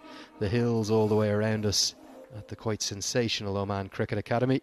Andrew Leonard here in the commentary box with you yet again for this chase, and it's an exciting moment because anytime Paul Stirling walks to the crease, whatever kit he's in, particularly in the green of Ireland, the Irish fans, they are gripped and they are watching must-watch cricket because he is dynamite with the bat. He's been joined by a new opening partner, Andrew Balbirnie, the captain. Controversially, Kevin O'Brien left out of this squad after performing the role at the top of the order for the last three years or so in T20 international cricket. Pranav with me here. Pranav, your first sight up close of Paul Stirling, is it? Paul Stirling, a man to watch out for sure. He's been doing brilliantly for Ireland all around. Definitely would be waiting for a call up in IPL. Yeah, and look at that record. He is the 6th highest T20 international run scorer of all time, Stirling. That's his quality. He's in there in the mix with the likes of Martin Guptill, Virat Kohli, Rohit Sharma, Babar Azam, Aaron Finch, David Warner. They're all the names around him. Probably no better striker of the ball at the top of the order. And in associate cricket, there's no better bowler with the new ball than Bilal Khan. So we're in for a thrilling chase, and it's all going to be all about this matchup. Bilal Khan versus Paul Stirling. Watchful to start with outside the off stump. Oman's total, particularly given how good a position they were in, disappointing? Very disappointing, I would say, Andrew. And it has been disappointed for the past few games. They're a very, very good side, but definitely underperforming. Paul Stirling, 94 matches, 2,606 runs, 89 sixes, 19 50s and 100, strike rate of 136. Get off the mark into the leg side. Yeah, Stirling made his first T20I century last season. That was against Zimbabwe up in Breedy in the northwest of Ireland. But he was excellent not just in the T20I format, also the ODI format over the last 2 years or so. He's actually the leading run scorer in the Cricket World Cup Super League. Ireland have played a lot more games than some of their rivals, but those innings, the likes of the century against England, which came at the Rose Bowl in that upset victory about 18 months ago. I was also joined by Andy Balbirnie, his old Middlesex partner, who's performing this new role at the top of the order for Ireland. And it wasn't a good start for him in that new role, dismissed twice for low scores against the USA. And how important is Bilal Khan to Oman? In the past 3 years, he has been exceptionally good in all the formats that Oman participates in, especially the T20 format.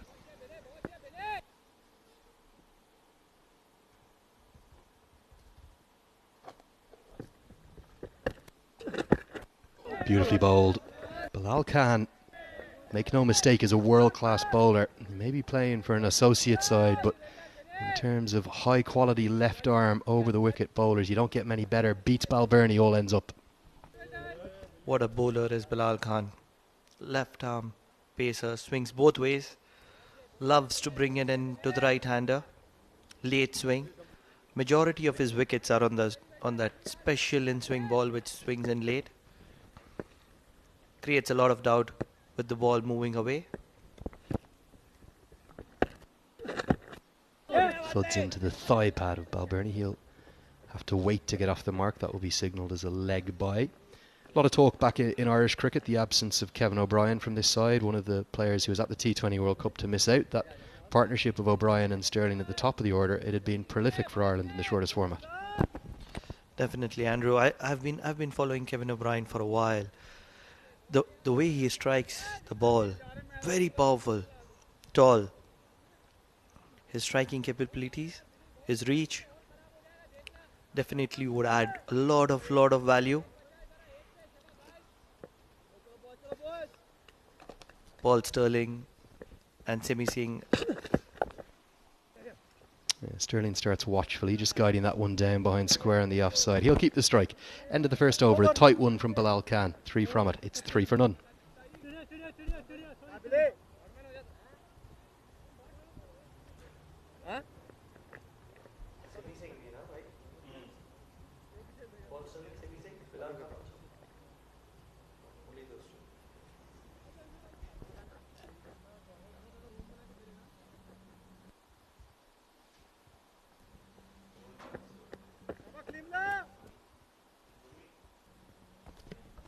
So Ireland are going to need in and around 7 and over throughout this chase. Cally Mullah, who was so impressive with the new ball yesterday.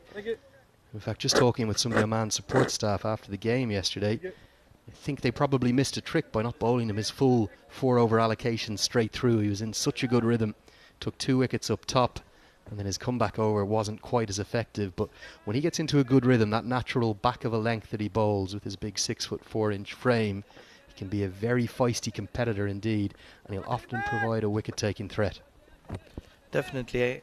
The thing is that Kalimullah is very effective initially when the ball is new and there is a little bit of movement. His release point is very high, gets an extra added on advantage with the new ball. You can't give Paul Sterling any room. That's no more than a punch off the back foot, right up on his tippy toes. He's as good a batsman to watch as there is in the world of our sport right now. That's a glorious shot for 4 runs through the offside. He has been in peach of a form lately, trying to prove a point. Definitely bringing the attention of all these people bidding in the IPL auctions. Have you got the inside word? Is he going to get a bid at the IPL? What do you think? I'm very hopeful. He should. I have to hold you to that now. I have to hold you to that word. Little score here wouldn't go amiss. If you could get a 70 or 80 not out, maybe that might catch the eye of the last minute undecided auction teams. You never know. The later the performances, the more impact they have. Let's not forget, Paul Sterling and Semi Singh have been a part of the ICC ODI Team of the Year. Yeah, both named in that side, and reflection of how much cricket Ireland have got to play thanks to that Cricket World Cup Super League, a brilliant innovation from the ICC. Sterling also excellent in the Pakistan Super League, 5 games there for Islamabad United. 187 runs, which is a good return, but look at the strike rate, 181, and if he bats for even 8, 10, 12 overs of a T20, he can take the game away from you. Absolutely, he's a brilliant striker of the cricket ball. But currently he's going to be facing the wrath of Kalimullah, who is looking to take his wicket early to get an added advantage for Oman. He's been doing that for so long for Oman. Angle into the legs of Sterling. They'll just work it away for a single. Yeah, certainly the chase here, there's no need to go large in the initial power play. If Ireland can keep wickets in hand, that required run rate of around 7 doesn't pose any threat. And there's plenty of hitting down the Irish order. Good to see Shane Getgate get his chance again to show off his 6-hitting ability for Ireland. Definitely, there's no need to hurry. 136. Most players in the current format or in the current year would think as 4 extra boundaries. Just a change in the field. The slip comes out. Jatinder Singh comes into quite a close catching mid-wicket. We might see some short stuff from Cally Mullah to Balbirnie. Just goes at his hard length. And Balbirnie's change from number 3 up to the top of the order. He'll be looking to try and exploit that power play where there's just 2 fielders allowed outside the 30-yard circle for the first 6 overs. I don't think so. I believe that if he can just play a supporting role to the most explosive Paul Sterling, his job would be half done. You got to get him on strike then, though, don't you? None off 4 deliveries at the moment. Cali Mullah, if you haven't faced much of him, he can prove difficult to get away. His natural length is that probably 18 inches, maybe even 2 foot back of a normal length for other bowlers because he's so tall. That hard length, and Balbirnie decides to take the aerial route. He breaks the shackles. He gets his first runs. It's going to come in a boundary to the shorter side of the ground. Not in full control, but he gets enough of it to get it away for 4. It takes a long, hard look at the bat to see where it came off. 2 overs gone, 12 for none. That was a brilliant shot over the cover point fielder, backward point fielder. Definitely not in control, but useful to get off the mark.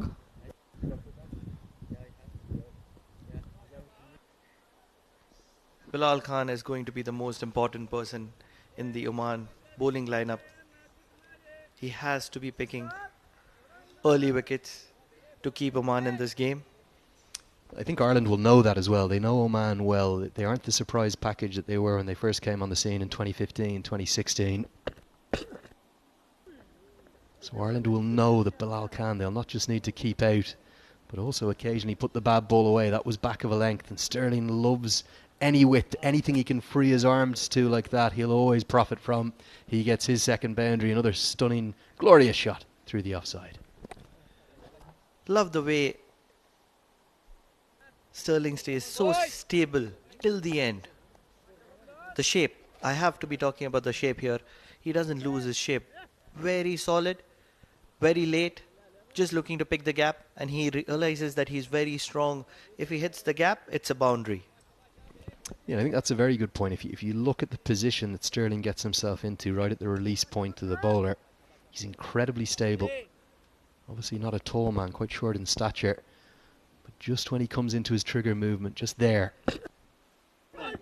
So still. He gets fortune this time. Comes off the outside edge. The slip had just come out a couple of deliveries prior. But he survives. Loves anything through the offside. The problem for a bowler then, you go short to him, he'll also smash you over the leg side as well. Little bit towards you, little bit. Yeah, that's This is very defensive from Oman. They have to be attacking the Ireland team. They cannot afford to go on the back foot so early in the innings. They need these early wickets. Otherwise, these Irish batsmen are very, very attacking, and they will chase this down very quickly. And this is the issue when you have an under par total on the board. It was the exact same yesterday for Oman. Even though they took the game quite deep against Nepal, you always felt with the wickets that Nepal had in hand, because it was only that similar sort of 6.5, 7 and over chase, they should get there. Batting wickets are always very good here at the Oman Cricket Academy. The problem with the batting lineup of Oman team is that they don't build partnerships. They are always looking for that odd boundary. Balbirnie hits this into the sky. He's got more than enough of it as well. It's going to go all the way for 6 up onto the VIP balcony. It's not packed today, but Balbirnie gives Bilal Khan the charge. No seeing out the best Omani bowler. He's going to take him on, and he's going to get a maximum, his first and the first of the Irish chase. What a shot is that. Look at that. Just coming down the track, hitting it through the line, all the way over the Oman Cricket Academy building. Gets a maximum there. Out of his 10, it has been a boundary and a 6. Looking to make the most of the power play. no run. Balbirnie mainly known for his conventional cricket strokes. Very good through extra cover through that region. Also picks up the pull shot well, and then against spinners he's brilliant on the sweep. So shots like that, the big shot into the leg side, they don't come potentially as naturally to him, but he looked in full control. He got more than enough of it, and the reason it's such a clever shot, there's quite a heavy wind blowing behind us. So we're at the media centre end of the ground, so he's hitting with the wind towards the pavilion, and he cleared the boundary with ease. Attempts the pull shot, no contact made this time. End of the third over, Ireland in full control so far. It's 23 for none.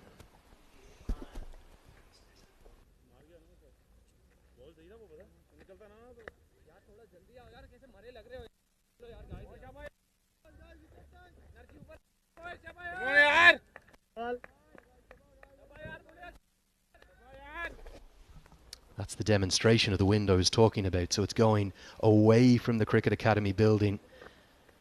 So when you're hitting from the far end of the ground, from the pavilion end to the leg side, you'll basically be hitting towards that cow corner region directly with the wind, and it's already a short boundary. So good use of the local conditions from the Irish skipper. I would have loved to see a little bit of spin being brought in early, considering the target is pretty small. Yeah, we do often see Zishan Maksud used in the power play. Sterling had to get moving, wasn't particularly quick or agile between the wickets that time, just the inside edge cannoning into his foot. He'll get through for the single. The problem is that Kalimullah is not a good depth bowler. Running a quick single there, a direct hit would have definitely put him a little bit of trouble. Was there a look of panic there, just for a moment? A late start, a very, very late start. I just sensed a little bit of panic looking back over his shoulder from Paul Sterling. I think he was just about home, even with the direct hit. Very close, very close. That's definitely coming from an Irish fan. And that's the conventional quality that Balbirnie possesses. That's probably the shot of the innings so far. A back foot punch, no more than that. Held his shape beautifully. Again, high on his back foot. Uses that bounce of Kalimullah and gets a reward with a boundary through the offside. Love the way he uses his height. Standing tall. Just punching the gap between Bilal and Kashyap Prajapati. On the ground, Yeah, all the way. From that side on camera, you got a great example of exactly how he picked the gap. He knew exactly where he was targeting. Cover fielders tied in, saving the one. Leaves a nice 15 to 20 yard gap between those two fielders. And with the extra pace of Kalimullah, was always going to get 4. Good diving stop this time at mid-wicket. Do you think, Andrew, Oman has been following a similar strategy for a very long time since the last T20 World Cup, and probably most of the teams have been addressing this strategy? They have a counter now. Yeah, well, I think that's exactly something that Ireland have struggled with. Their T20 game probably hasn't evolved very strongly, with the exceptions of O'Brien and Sterling at the top of the order, who've scored very quickly. They haven't had any power hitting really through the middle, and that was exposed terribly really at the T20 World Cup, where the shock defeat to Namibia won't have been a shock for those in the associate world necessarily. They know the qualities of that Namibian side. Gerhard Erasmus was absolutely outstanding in that chase, and David Visa came in and applied the icing on the cake. But the game of T20's moved on an awful lot in the last 5 or 6 years. Realistically, it's never been the favourite of the two white ball formats for Ireland. They're a much stronger ODI side, so they're now trying to find a way. They've had to come back to the associate level here to qualify. I'm playing this quadrangular series in the build-up to the T20 World Cup qualifier that starts next week. And you'd have to think that it would be a rude awakening if they couldn't get through that qualifier. They'd be the only full member nation to miss out. Obviously Zimbabwe will host the other qualifier. It could happen to them too. But it's not easy. Ireland know it from past history. The associate world, it's a dogfight, and every game is a scrap. And on the other hand, we have Oman, who are considered as one of the prime probables to qualify through to the T20 World Cup. They're in a sight of bother with their hit in the air and wide of the cover fielder. A little bit of fortune. Zishan Maksud will chase in vain. Balbirnie will get another boundary, but I think for probably more than a moment, the cover fielder, I think it might be Karar Ali, thought he was in with a catching opportunity, but he's got it just wide of him to his right, and gets enough to the shorter side of the ground for 4 more. Love the timing from the bat of Balboni. Definitely enjoying himself on this beautiful Oman Cricket Academy track.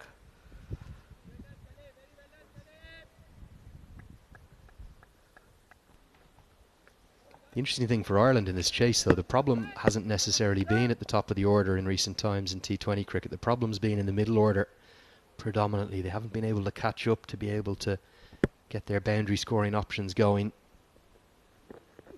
So we get to the end of the 4th over. Ireland going at 8 and over, well in charge of this chase right now. It's 32 for none.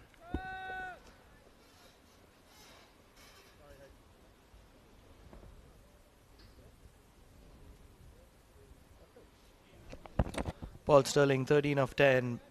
Andrew Balboni taking control 18 of 14. Ireland are well in control of this chase. 4 overs 32 for no loss. Yeah, and that's not the order that Ireland will line up in. I suspect we may well see Gareth Delaney, in fact, at number 3.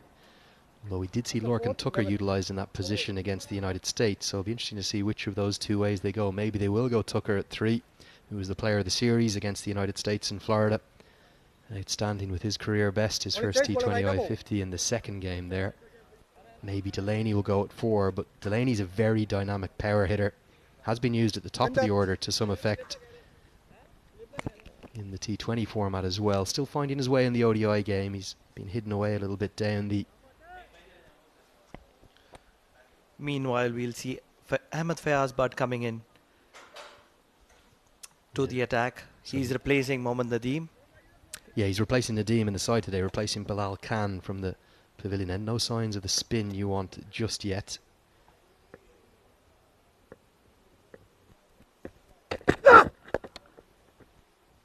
Sterling happy to work it into the leg side for a single. Paul Sterling is a very intelligent cricketer, very smart. He understands that Balboni is taking the attack to the opposition. He's willing to play the second fiddle, pick in that single, give the strike to Balboni. Pranav, is it fair to say as well, I know you know the Oman side very well, their strength would be ODI cricket as opposed to T20 cricket, or the two formats? Actually, they favour the T20 cricket more. They've been doing very well in the T20 format. They have made it to the 2 T20 World Cups. They are eyeing the third one. Top of the Cricket World Cup League 2 ODI table, though, at the moment, in fine fettle there. It's just that little bit of a hiccup lately in the past 3-4 months, where injuries have forced them to change their lineup. That combination has got a little disturbed. Absence of Aqib, injury to Nadeem Bali. Yeah, Aqib Ilyas is a huge loss, and again, we said this yesterday, but we wish him well, Aqib, if you're watching on. We know you've had very major surgery, and it might be something like 6 to 8 months before you're back in action. Good to hear that surgery's gone well, and any issues you have been removed. Relief for Balboni, that pull shot he fell victim to against America twice. Fell just short of the fielder in the deep. Good diving stop by Karam Khan. Sterling will get through for the single. Has to scamper again, though. There are a lot of interesting names coming in to be available for the Oman national team selection. Opening the face of the bat, Paul Sterling for a single there. There's a brilliant leg spinner coming into the consideration, Samay Srivastav. Pretty soon, probably 4 to 6 months. You get a huge wealth of players coming across, don't you? Utilising these excellent facilities here at the academy, not just indoor, outdoor, turf wickets everywhere.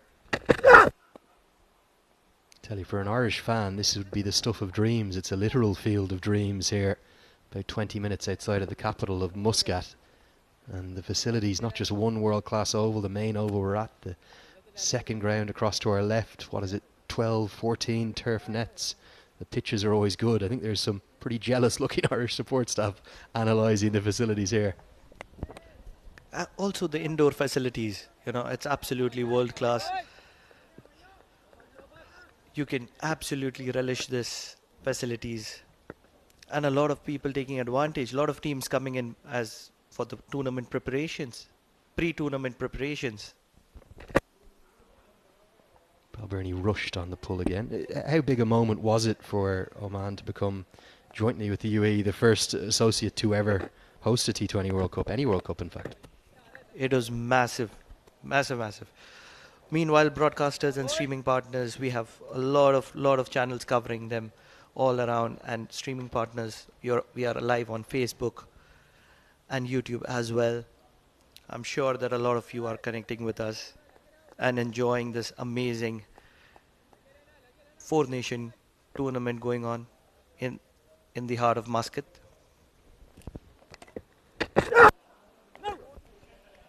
Good over from Fayez, but just the 6 runs coming from it. It'll get us to the end of the 5th over.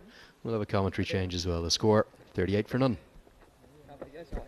That's it.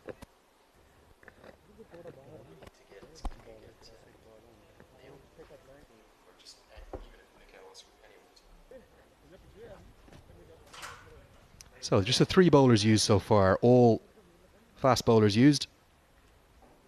Just a little shimmy in the commentary box. Bid farewell to Pranav for the moment. I'll welcome back Neil. Neil, you're having a bit of a chat with one of the Omani players during the break. What was his thoughts? Well, that was young Ayan, who did mention that there are some chinks in the armour, but there's a very good opportunity for them to fix those. Be it the bowling, be it batting. Shabash, Ani. There's a lot of conversation going on in the dugout. It's the lack of runs that must be a concern for Dilip Mendes, the head coach of Oman. The top order, definitely. Aqib Ilyas not being there shakes up a few things. Shabash, Ani. Zishan Maqsood, their skipper, extremely experienced. Yeah, no surprise to see spin brought in. Oman need a breakthrough here. And one captain will bowl to the other. Zishan Maqsood's left arm spin.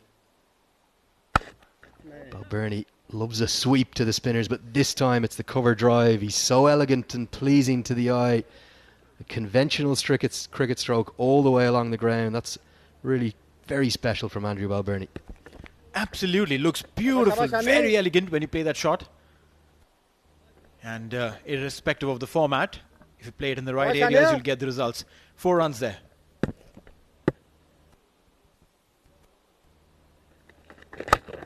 Gives himself some room outside the leg stump this time. This series, quadrangular series, if Oman lose today, they'll be out of the reckoning for this. But there'll be big concerns ahead of the qualifier as well. That's right. Only 2 spots available for the 8 teams that come into play the qualifiers. Catch it! There's that sweep, and it's hit just short of the mid-wicket fielder, who rightly goes for the catch. A good diving effort from Shoaib Khan. I don't think it quite carried. Might have just come on the half volley to him. And going for the catch will also cost the boundary, the second of the over. That's right, 2 boundaries back to back. There's a shout of catch it. No, that dipped way ahead of him. There's no way that Shoaib would have done that unless he was wearing a cape and he was called Superman Khan. Dropped this time. Certainly, and that should have been taken. Kaur Ali, he's grasped a dolly really. It was hit, albeit firmly, at a very nice catchable height. He got his hands in a bit of a muddle, and he's ended up just palming it around the bar. Oman needed that wicket. Well, yes, that definitely should have been taken. Expectations from Shoaib Khan were high, but Kaur Ali, this was basic. You don't drop these catches. Shabash, shabash, shabash, Ani.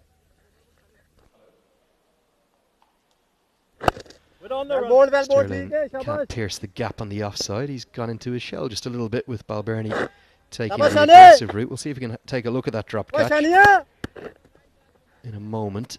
Certainly should have been held by Kaur Ali.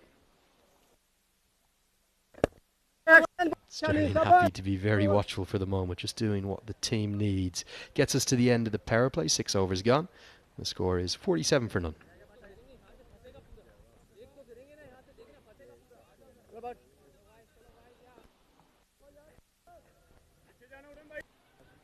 So real fortune for Balbirnie there. We'll see if we can take a look at that dropped catch. It was probably maybe at that awkward height where the fielder Carrali didn't know whether to go with reverse cups or with the hands pointing down. He's ended up getting his hands in a bit of a muddle, and he's dropped it sharply across to his right.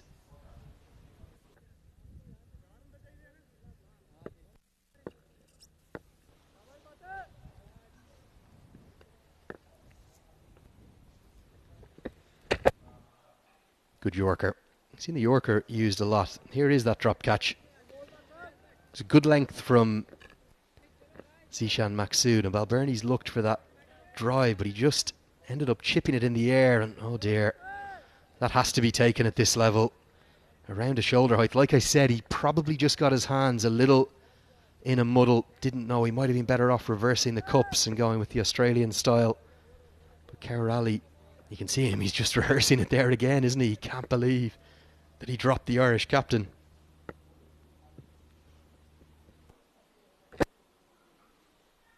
Picked up into the leg side. Butt's been impressive so far. He certainly caused Balbirnie some problems in particular. Paul Sterling just moves past another landmark. He actually goes back above Aaron Finch into the 5th place position in the highest T20I run scorers in the world in this short innings. Only Martin Guptill, Virat Kohli, Rohit Sharma and Babar Azam a high above him. Shows the calibre and the pedigree of cricketer that Paul Sterling is mixing it with. And it might be a nervous wait back at the hotel tonight, and I think the IPL auction even goes on into tomorrow to see if he'll get picked up. The first Irishman playing for Ireland, that is, to be picked up in the IPL if that was the case. Owen Morgan's done it, of course. Big swing and a miss. Fayaz Butt is causing a lot of difficulties here. He's bowling a beautiful spell. Well, yes, they'll need wickets. You can't be controlling the flow of runs if you can't pick up wickets. And those wickets will have to come now. Unbeaten so far. Ireland, not a single wicket down. Both these guys, Sterling and Balbirnie, ensuring that there's a smooth flow of runs coming through. Changing the field, the mid-wicket fielder where Sterling was targeting that pull shot to goes out to the deep in front of the pavilion. Fine leg comes up into the circle. And we see the 3 fielders in the deep on the leg side and 2 fielders in the offside. That's third man and deep extra cover. Good Yorker again. Looks like a man who's got a head of steam up behind him and a real point to prove here, Fayaz Butt. Well, absolutely. He's a quality bowler. Fayaz Butt teaming up with Bilal Khan. Both these guys are phenomenal when it comes to bowling front on. But you might be bowling the best Yorkers, nailing them down right on the money. But if you're unable to pick wickets, that still puts in a little question in the mind of the camp. Yeah, big, strong fast bowler. Did play for Pakistan under-19s at the ICC under-19 World Cup 12 years ago now, all the way back in 2010.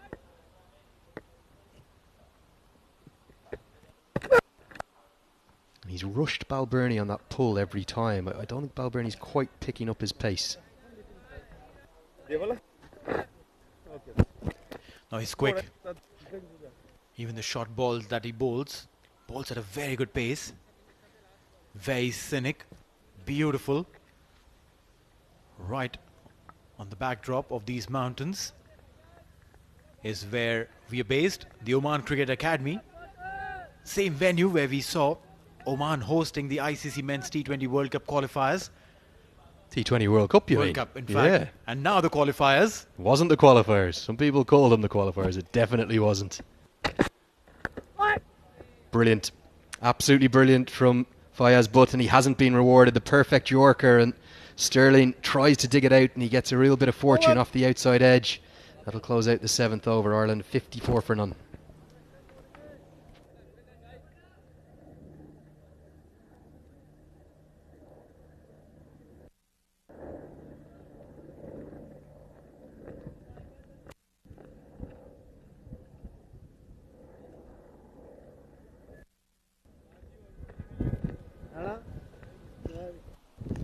Good piece of bowling that from Fayaz Butt. He certainly beat Sterling. I think rushed him for pace again, and Sterling could only dig it out. And he got a boundary, but not where he intended it. Well, that's right. It doesn't matter where they come from as long as they come. Bernie gets his favourite sweep shot out. He probably the best exponent of that in this Irish side. You'll see Lorcan Tucker use the ramps and scoops quite a lot as well, but a really good exponent of the sweep shot, and there's lots of room to work with in the leg side. Every fielder in the deep, apart from that man at 45, so there's singles and twos aplenty, and that's all Ireland need. They only need 7 and over. They're in cruise control at the moment. Zishan. Straight to the fielder. Has a very good arm ball. Bowls it very deceptively. Tossed up and Sterling takes the bait and he says, up to you Lenny, my old pal, I'll try and hit it all the way up to the commentary box. He doesn't quite. For a moment I thought it was coming into the glass, but just with the easiest swing and flourish of the bat, he gets that all the way for 6. A very elegant stroke down the ground. Well, yes, and mind you, he's playing against the wind. The wind's actually blowing towards Sterling. This shot, if it had a little bit of wind on its back, probably would have gone to nearby Fajr Mountains. Well, I'd have worried about actually the glass directly in front of us in our commentary position. Would have been in big trouble. At first it did look like it was coming right at us, and that's the problem for any spinners bowling to Sterling. As soon as you give it some air, he's not going to be able to resist it and just smashes it down the ground. Probably the shot of the innings so far. That's right. We've seen 2 massive 6s coming through that were just yummy. This one glorious from Paul Sterling, and in the first match we saw one from Mohammad Bhuta. Would have been in excess of 90 meters down the line. Yeah, that was to the other end. That was hitting with the wind, although the wind hadn't quite got up. Certainly windier this afternoon than yesterday afternoon when the series got going, and as you said, that was hitting almost directly into the teeth of the wind. Made the strike all the more impressive, but he looks like a man who's just kind of playing within himself at the moment, happy to work it around, happy to take the singles, and happy to keep anchoring this chase for Ireland. They're in full control. 64 for none after 8.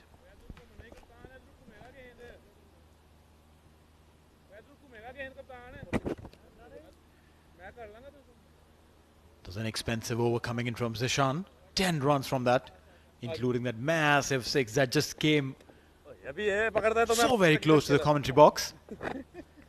Paul Sterling's willow, showing what's it made of. And that's on the east side of from where we are sitting. Pretty little villas. And on the backdrop, there you go, those majestic mountains. It's a fantastic, beautiful setup here at the Oman Cricket Academy, isn't it? Yeah, and that's the second venue. That will be in play not during this quadrangular series, but at the ICC T20 World Cup Global Qualifier coming up. The 2 grounds will share an equal number of games, 2 groups of 4, 2 places on offer. And we're entering what I like to call the magic era, the golden era here in Oman. It seems like every time you come here, you just get the most perfect sunset. I don't know what's in the water or what's in the air. It's a beautiful place, I tell you. Even the drive from the hotel to where we are right now, it's phenomenal. It's just beautiful. Every time you want to pull out your mobile phones and make some videos out of it, put them up on the Instagram. Gareth Delaney does have the pads on. I'm not sure yet as to whether it's going to be him or Lorcan Tucker at number 3. Pretty glum looking Barry McCarthy, who finds himself out of the side again. Dropped for God knows how many times now for Ireland. Often seems to be the odd man out. Big swing and a miss. Sterling loses his shape but gets an extra bit of bounce to beat him through to the keeper. And don't forget, it's true. You get those runs if you're playing it nice. If you're putting that extra bit of effort, bending your back, you'll get that bounce from just short of the wicket. Beautifully done there, Fayaz Butt. The hard-working fast bowler. More records dropping for Paul Sterling. He's moved above Babar Azam now, up into 4th with that big 6 down the ground, thanks to Dipian Dasgupta pointing that out to me. 4th in the world in T20I cricket, not bad at all. Do you think he would possess the ability and the quality to go to the IPL and be successful there? But I have no reasons why not to believe that, because he is the kind of player who plays brilliantly even in the subcontinent conditions. We just saw him play those phenomenal shots in PSL. Even over here, look at that. He's just taken to this ground like fish take to the sea. He's definitely in the prime of his career now, isn't he? You often talk about batters and specialist batters in particular coming to their very best in and around the age of 30. He's just tipped by that now. But he's had a phenomenal 2 or 3 years in the green of Ireland. I think he so enjoyed and loved the head coach, Graham Ford, who was with Ireland for the last 4 or 5 years. New head coach, of course, will come in. Heinrich Milan will start after this series. Balbirnie hits this out to the offside. It won't quite carry. Bit of fortune again. And Milan will take over from the interim head coach who was here, David Ripley, the ex-Northants man. And it's so important, that relationship between your leading players and your head coach. Extremely important. That trust factor starts right there, that partnership. The senior players need to have the kind of trust in the coach, and the coach, his communication will all start with the senior players, and Paul Stirling right at the helm of it. 29 of 25 right now.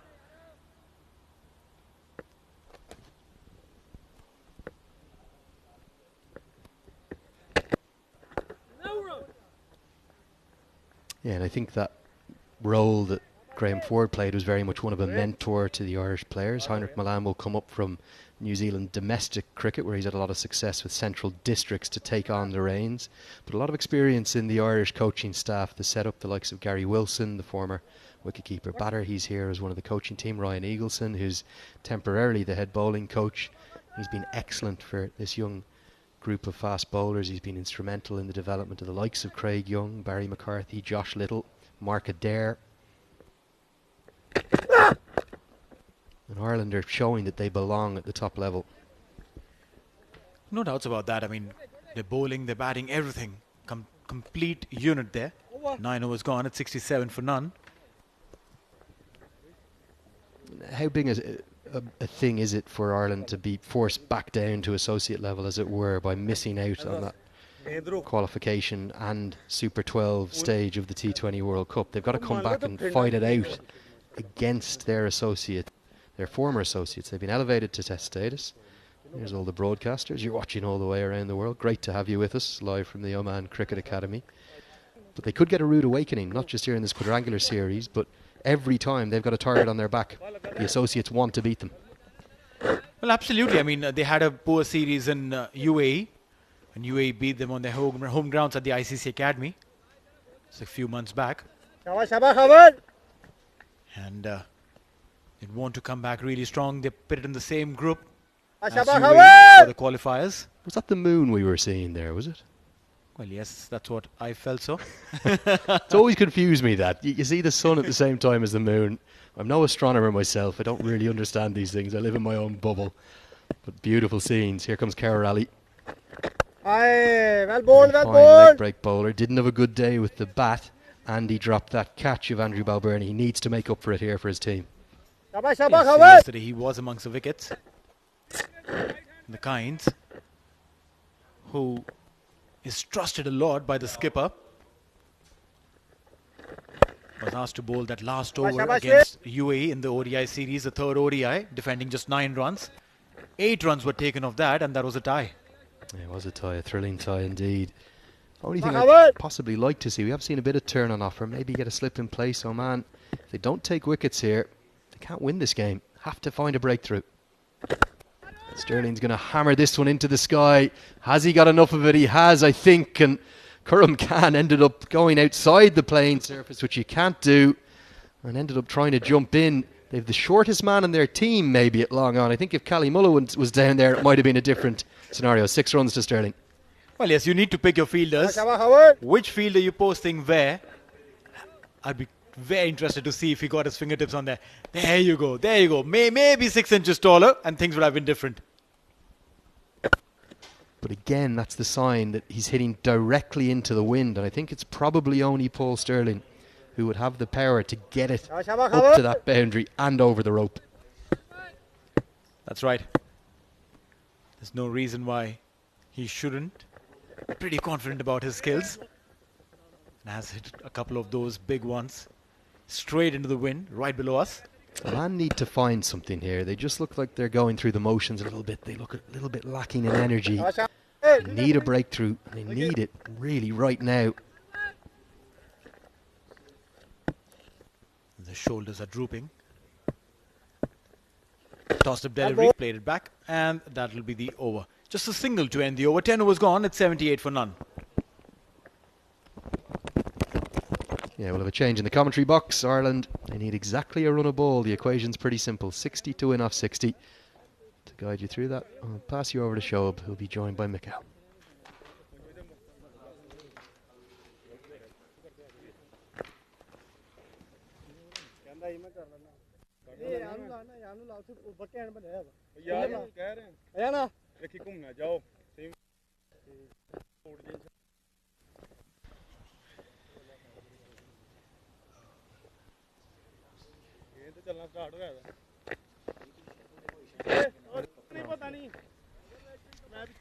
Towards here. Little more. Sir, 1 lakh. Thank you, Andrew. Yes, 10 overs gone, 78 Ireland without a wicket that has fallen. So that opening pair is creating a havoc for Oman. They've been unbeaten and they look like they've been very, very comfortable out there in the middle, Mikhail. Oh yes, it looks like a one-sided contest, but what's really been the high point for Ireland is the openers spending time in the middle. As I talk about that, Paul Sterling going for that big heave towards mid-wicket, didn't quite connect it, and had to settle for a single. But what they've done is they've spent time. Remember, these are matches in the build-up to the T20 qualifiers, so you just want to get into the zone, and they're doing a good job of crease occupation. Oh yes, singles and doubles, that's the key right now. Andrew Balbirnie, the captain, alongside Paul Sterling, both making sure no hiccups on the way. Cruising at the moment.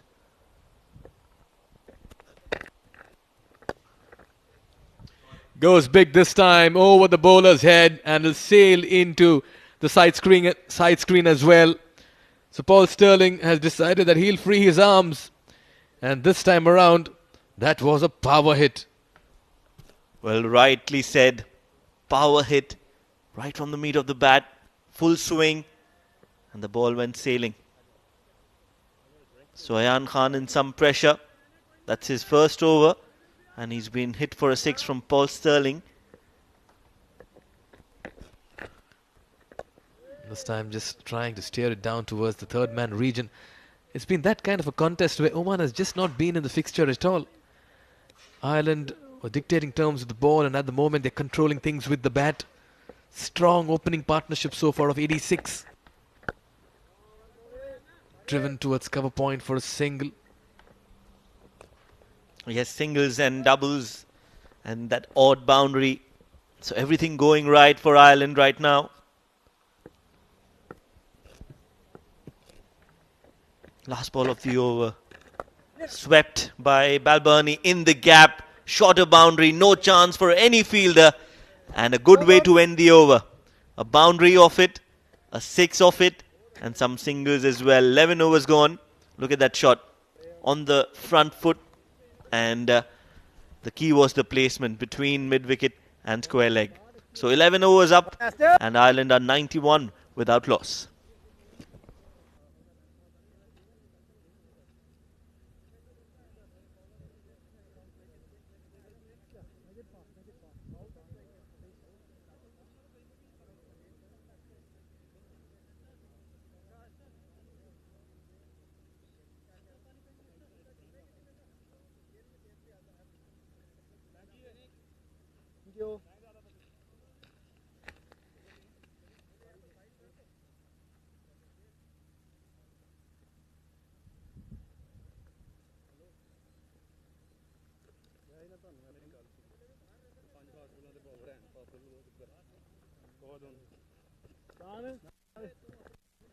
ਉਹ ਕਹਿੰਦਾ ਘੁੰਮਣਾ ਹੀ ਬੜਾ ਇੱਥੇ ਕੁਝ ਨਹੀਂ ਘੁੰਮਣਾ ਤੇ ਵੱਜੀ ਨਹੀਂ ਉੱਥੇ ਵੱਜੀ ਆ ਤੇ ਉਧਰ ਵੀ ਵੱਜ ਜਾਣੀ ਮੇਰੀ ਜਾਨ ਨਹੀਂ ਹੋਣੀ ਦਾ ਕੰਮ ਹੈ ਇੱਥੋਂ ਨਹੀਂ ਘੁੰਮੀ ਇੰਜ Right, so ਇੱਥੋਂ ਕਿੰਜ ਘੁੰਮਣੀ Oman Cricket and their officials, Abhishek Shekhawat, right there on the screen on your left. The most, one of the most hard-working men you will see in Oman, always on his feet. Has a keen eye on everything. Oh yes, ever since he's taken charge as the game's development and commercials head, he's done a very fine job. Tossed up delivery there, inviting the batsmen into the drive. Shabash, shabash, shabash, Ali Howard. is quite a professional in this situation of the game. Just deceiving him in the flight. Oh, yes. But right now, Ireland are looking way too comfortable. They need to do something different here, Oman. They need to try and create a wicket here, put some pressure, get a few fielders inside the circle, because right now just 4 in the circle is not helping Oman. Oh yes, it's often said your best teacher is your last mistake, and that's why, going by their last performance against Nepal, where they got 135, in this game they managed 137. And it's fair to say that they've not really picked up from where they left in the last game, and the template of their batting performance has remained the same. Consistency in inconsistency. That's how it's been for them. Some turn off the deck for Howard. You're right. They've been consistently inconsistent. And that has been a problem, especially the batters for Oman. They need to step up, rise to the occasion. And I think for some reason, of course, these are all very talented individuals. But when they come together as a team, I feel that the intensity is just a little bit lacking on the Omani part. So they need to make sure that they get together, play as a unit, complement each other's strengths, and then take every game on its head. 12 overs gone, Ireland are 97 without loss.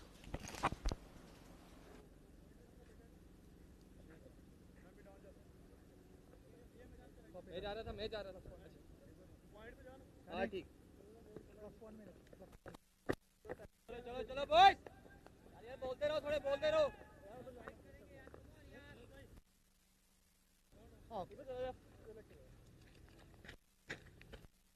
या left come out अंदर आ जा आओ आओ अंदर आ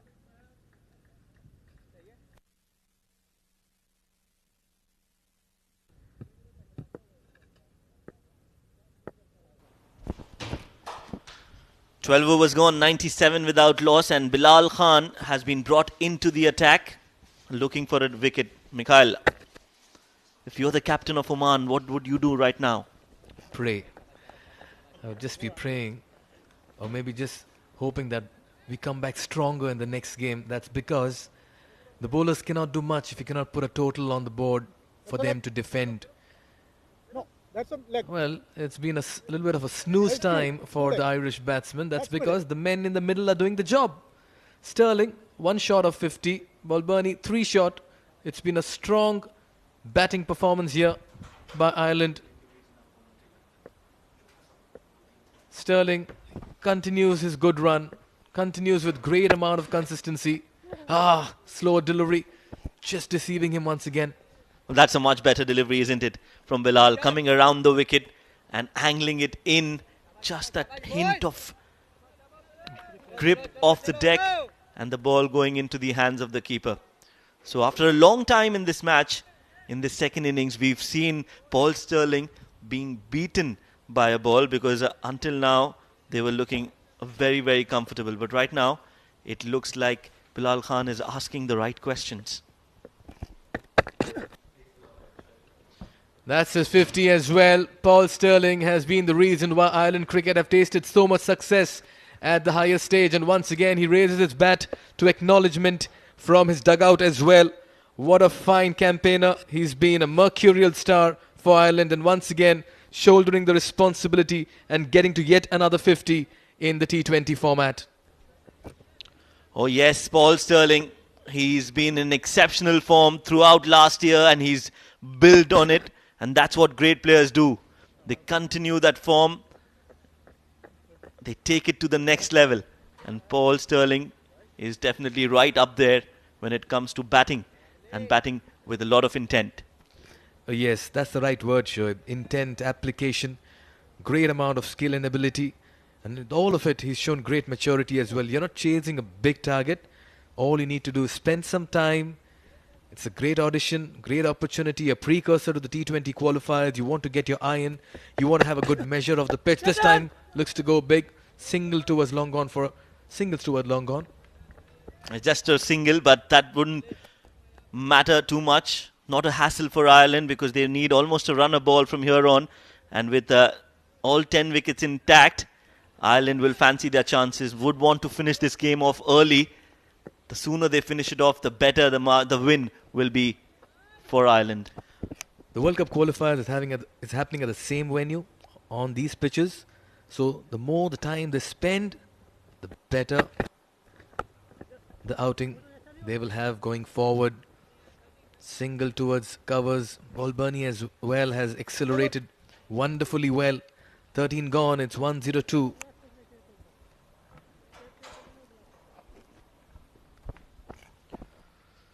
Right, so Paul Sterling and his magical innings. It has been a fantastic performance from this man who's been a magician when it comes to the bat in his hand. Absolutely brilliant. Has been a key member of the Irish side for a long, long time. And he's been playing so very well throughout this innings. In fact, that last year and this year has been phenomenal for Paul Sterling. 13 overs gone, 102 for no loss.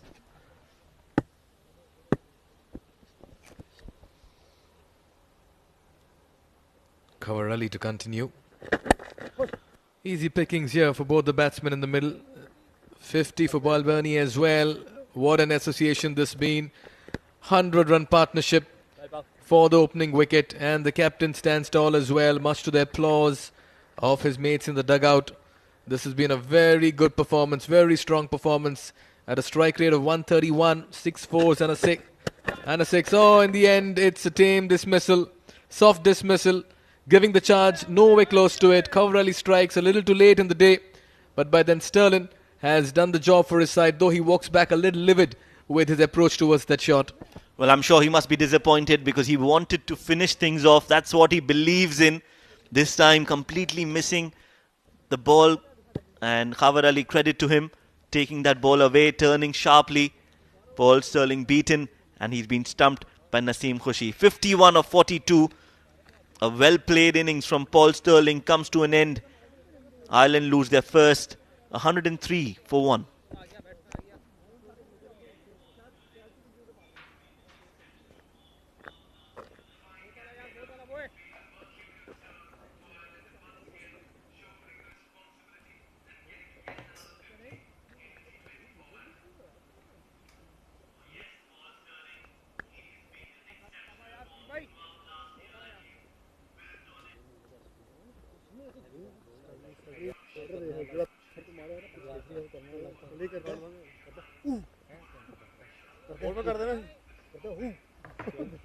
ਆ ਸਾਨੇ ਇਹ ਤਾਂ ਬਲਾੜੀ ਦੋ ਮੈਂ ਕਿਹਾ ਵੇਚਣਾ ਹੀ ਉਹਨੇ ਵੇਖੀ ਨਹੀਂ ਮੇਰੇ ਵੱਲ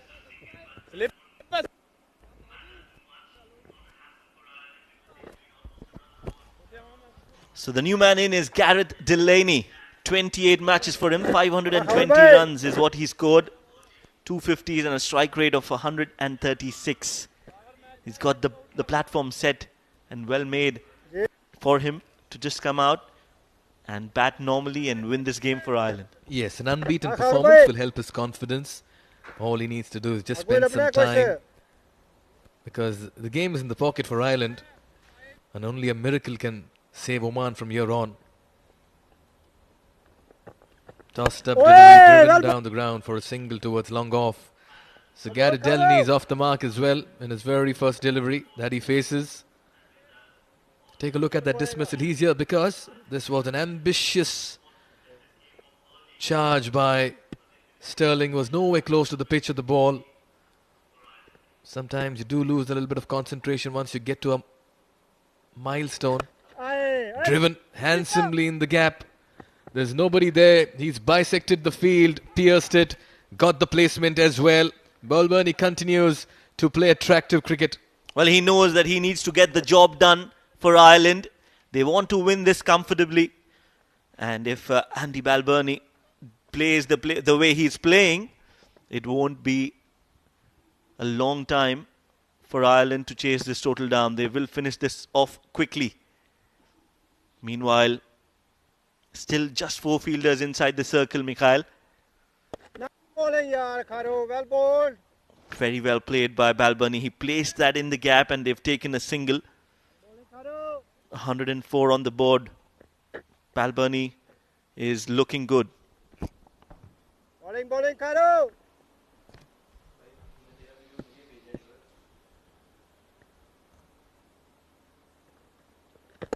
Oh. Single towards long on.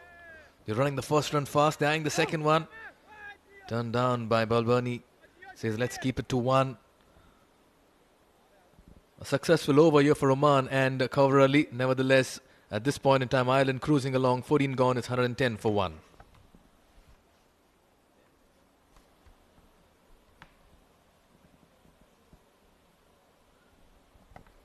What a strong batting effort this has been. The chase has looked very much in control and it's been an authoritative one.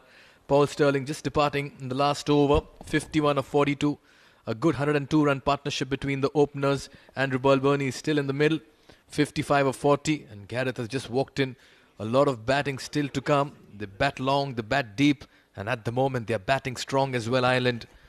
It's been a top performance, not just with the bat, but in the field as well, to dismiss Oman, the home side, to 137. Yes, again, shedding some light on that batting performance from Oman. I think that has been a big concern coming into the ODI series as well against UAE and now in this T20 Quadrangular series. Their batters have not shown up at all, except for that one performance from Shoaib Khan today. The others have not been able to contribute with the bat. Fayaz, meanwhile, has been brought into the attack. Was a part of the Pakistan under-19 team, which played in 2010. And since then, he's moved to Oman to pursue his cricketing career. It has been a vital cog in Omani cricket. One of the quickest you will see around, but has been undergoing some rehab, was recently injured and then came back in the domestic tournament, performed well. But this time Andrew Balbani plays one up and over the long off fielder and it's gone the distance into the stands. Big 6. Oh yes, it was in the slot for him and he's batting on a well-made 50. All he had to do was just get over that mid-off fielder and once he cleared him, it just sailed into the stands. It's been a dominating performance here by Ireland and quite a statement by them as well in the build-up to the T20 qualifiers. Impressive with the ball earlier in the day, impeccable in the field and now authoritative with the bat. Captain leading from the front.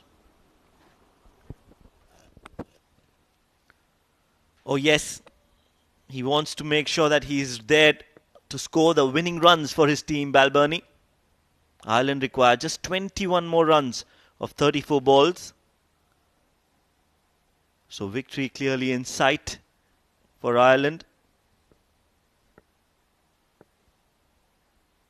Fayaz Butt looking for that wicket, that breakthrough. Shot ball and it's been pulled yet again in the gap. This has been a clinical performance from Ireland. When it comes to all the 3 departments, they were exceptional in the field. The fielding, catching was absolutely spectacular. The bowling was right up there. Disciplined line and length. And now, with the bat, the 2 experienced players, Balbani and Paul Stirling, leading the way.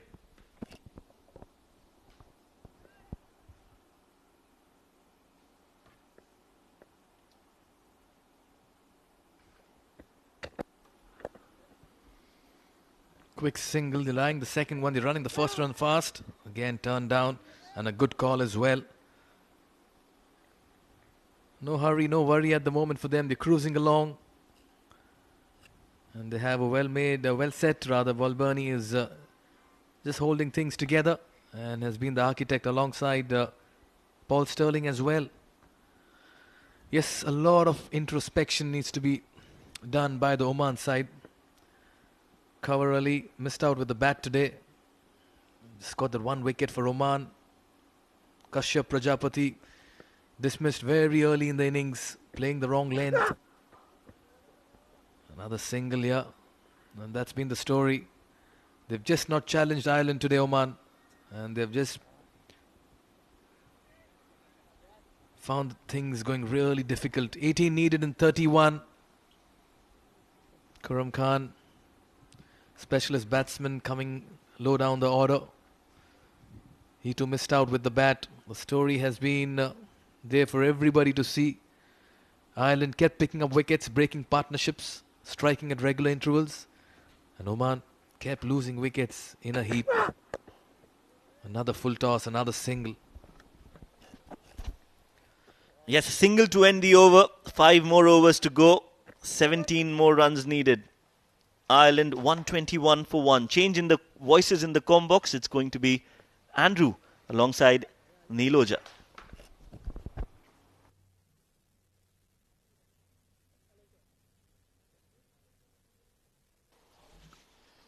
Thank you, gents. Ireland doing this at a canter, making it look very easy indeed, but perhaps the most surprising thing has been just how listless Oman have been. They've been lacking in penetration, some good efforts from Fayaz, but with the ball and that sole wicket for Kaur Ali, dismissing the big fish, Paul Sterling. But outside of that, nothing at all to cheer. That's right. Pretty much toothless, the bowling attack there. They'll have to do a couple of changes. They'll have to figure out what to do, how to do, because this is definitely not going to work. And I just wonder who on the bench maybe is going to make a difference for them. We've seen them go back to the veteran, Syed Amir Kaleem. He's in the squad, the left-arm spinner. We might see him maybe come in for the third and final match in this quadrangular. No Sandeep Good today, and of course Mohammad Nadeem has missed out through injury. Maybe just a niggle as much as anything, resting after yesterday's trials and tribulations. But who's going to make the difference from that Omani bench? Well, to be very honest, the one who could make that big difference will probably be joining the team after 6 months. Talking about Ake Bilyas. He's a very handy all-rounder, top order bat. Comes in with that ball also. Yeah, he's a huge loss, but you can't build everything around That's right. one player, and these are the questions that are having to be posed of Dilip Mendes right now. Such an experienced, calm man, former Sri Lankan international, but he knows that his side are being very heavily beaten here. That's right. Nestor Damba also very handy with his off spinners. Maybe he would get a game. Good fitness being shown there by Balbirnie, getting back for the second. It's not roasting hot, but it's about 24, 25 degrees. Really pleasant, actually. There's the hairstyle I was talking about. Look at that. Will the real Slim Shady please stand up or hide away in the dressing room? Oh, he's back. He's back. I think he saw himself on the big screen and he ran away, didn't he? Reverse sweep comes out for the first time from Balbirnie. What do you think of that hairstyle? You're the most stylish one in the commentary box. Come on. Well, you know what? I've never coloured my hair. Call me conservative from that perspective, but I've never gone ahead and done that. But then, you know what? I think it requires a lot of courage to go ahead and change your colours. I've seen Gareth... George Dockrell it is. George Dockrell, beg your pardon. George Dockrell, I was interviewing him at Sharjah, and he had a nice mop of jet black hair. There he is there. Look at it. It's quite something. It's become a bit in vogue of late. These things come in and out of fashion. It was one of the footballers, I think, who did it first, and then all the lads seem to have followed along. I think he realises he's on the big screen. Come on, give us a wave, George. You can if you want. Been around the Irish game a long time. Obviously, predominantly a left-arm spinner, not used today, but he's been used with his batting more and more in the middle order for Ireland. Been outstanding in the domestic cricket in the last 2 or 3 years, and he's forced his way back in sheerly through weight of runs. Yes, brilliant cricketer. 16 overs gone. We'll continue our conversation 130 for 1.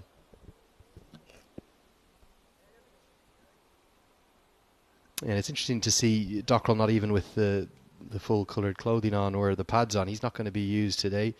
Potentially Lorcan Tucker maybe at 4. He was used in that role at number 3 against USA, or maybe Curtis Camphor, of course, he's another option. Got the power hitting then of Shane Getgate back into the team. He's replacing William McClintock, who was used in that role on that American tour but didn't have much success. So certainly they've got lots of batting through the order. Nice to see a few fans in. They'll be back with us tomorrow, 10 a.m. tomorrow, isn't it? The morning game, Sunday morning. Ireland will take on the UAE in that refixed match. Well, yes, that was supposed to be the first game of this series. But some logistical challenges, and here we are on the rest day. Tomorrow, we'll be calling the game. No rest for the wicked. And the funny thing is, for those Irish sporting fans, it's a big day as well in the rugby context. The Six Nations game is on. Ireland travelled to Paris to play against France. It's such a huge occasion, any of those Six Nations matches. But that's an evening game back home. So if the Irish players want to watch that, it's going to start around 11:30 local time, which would mean a very early get-up indeed. Maybe could be a few Irish players shy of sleep tomorrow, I suspect. That shouldn't be good.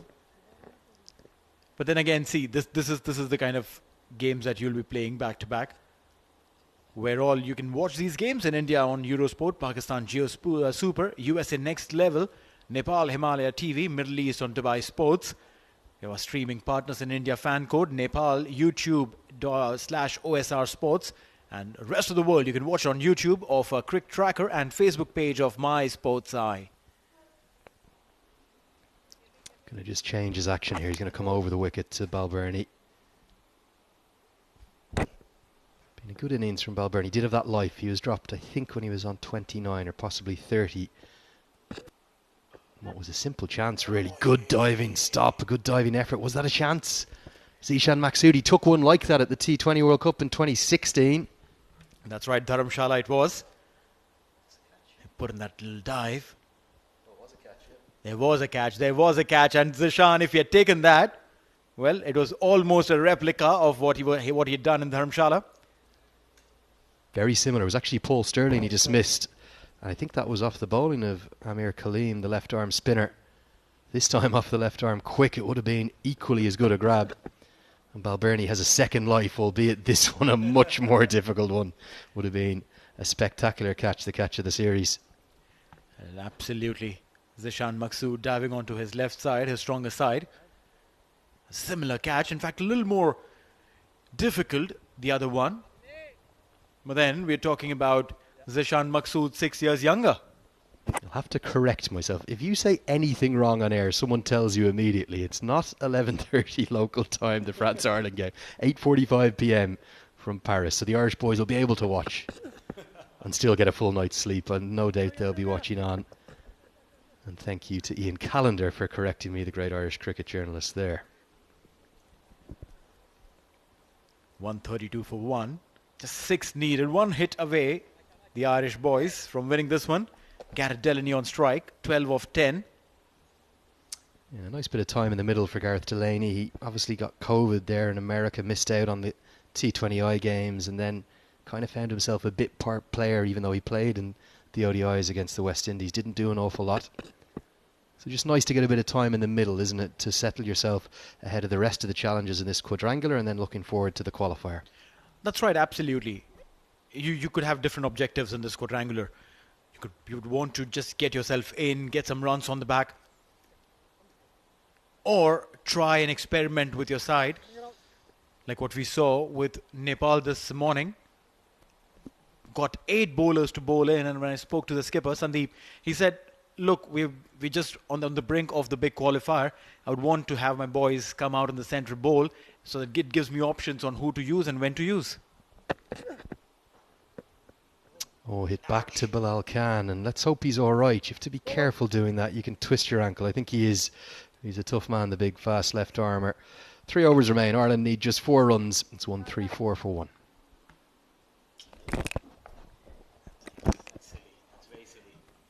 Need to be careful there, don't you? Just a little wobble. The last thing Oman need with all their troubles with the bat is to lose their best bowler, Bilal Khan.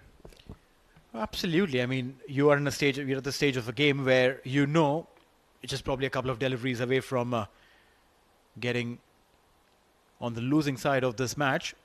There's no reason why he would have put that boot on the ball, and that too in a way where the soul is facing the ball. It's often an instinct thing, isn't it? You see the ball hit back at you, you just stick your boot out to try and make sure it doesn't go for a single. But yeah, I think fortunately Bilal Khan is all right. For Oman, they're going to turn back to Kali Mullah. The game is gone. It's just 4 to win. They've been beaten really out of sight here. Everything they've tried hasn't gone too well. They've dropped Andy Balbirnie twice. The second one a very difficult chance. The first one definitely should have been taken. And the Irish captain is going to finish it in style. He makes his first T20I 50 in a long time. I think it's been 28 innings since he's made one. It was all the way back in October 2019 that he made a T20I 50. But a little bit of fortune, aided by an awful lot of skill, and that magnificent strike into the deep to the longest boundary for 6 has got Ireland over the line. They have won this in the most comfortable way you could imagine, and their captain has been really impressive with an unbeaten 50. Paul Sterling with 50 as always. Ireland start really well. Well, yes, a good win, a good start for the Irish boys, which brings us to a fantastic contest tomorrow. The UAE versus the Irish. It's going to be a fantastic contest, but as of now, when we talk, it's handshakes all around. Paul Sterling, a happy camper there, not happy faces for the men in red. No questions to answer for the hosts. They get the advantage of hosting this quadrangular and the qualifier that's going to follow. But on their home soil, which they know so well, and they've had such success here over the years in both ODI and T20I cricket, they really are left with a lot of questions, more questions than answers, I suspect. Andrew Balbirnie, the star of the show, 75 not out for him, coming in good time too off 49 balls. Paul Sterling, that half century, it just had a few flourishes in it, but the quality and the class within that innings, it's lovely to see those 3 maximums. Oh, absolutely. And my personal favourite was the one that actually came to the commentary box. We'd have probably kept it as a souvenir. As far as the bowling is concerned, Bilal Khan, 4 overs 22, 2.1 for Kalimullah, 24, expensive and half. Fayaz Bhatt, 4 overs 27. Is probably the pick of the bowler as far as the economy is concerned, alongside Bilal Khan. Zishan, 2 overs 19, 33 for 4 for Kaur. He picked up a wicket, and Ayan Khan, 1 solitary over and 13 runs he gave. Yeah, handshakes between the two sides, some fist bumps, of course, as is the modern way. And Oman know that they've been beaten out of sight here. Not what they usually do. They usually fight and scrap, and they're competitive throughout whatever situation they're thrust into. And here's the highlights. Paul Sterling got things underway with a couple of nice strikes. Andy Balbirnie, uncharacteristically using the aerial route, hitting that big 6 down the ground. Then some fortune for Sterling with that outside edge. But here was the class, the masterclass of Paul Sterling. 2 big 6s. That second one was coming up towards us. And then that big one off Ayan Khan down the ground to the other end. Well, yes, the runs kept flowing, and there was no way that the Omani bowlers had any answers to that kind of hitting, barring this one where Paul Sterling was stumped. But the flow of runs never stopped. Look at that, shortish deliveries, and they were taking literally everywhere. That was the one that got us through the line for the Irish. Oman scoring 137 in 19.2 were all out. Top scoring Shoaib Khan, 57 of 38. No one actually stuck around to give him enough company. Mark Adair right top with the bowling figures of 3 for 25. Simi Singh, look at that, phenomenal. 3 wickets for 9.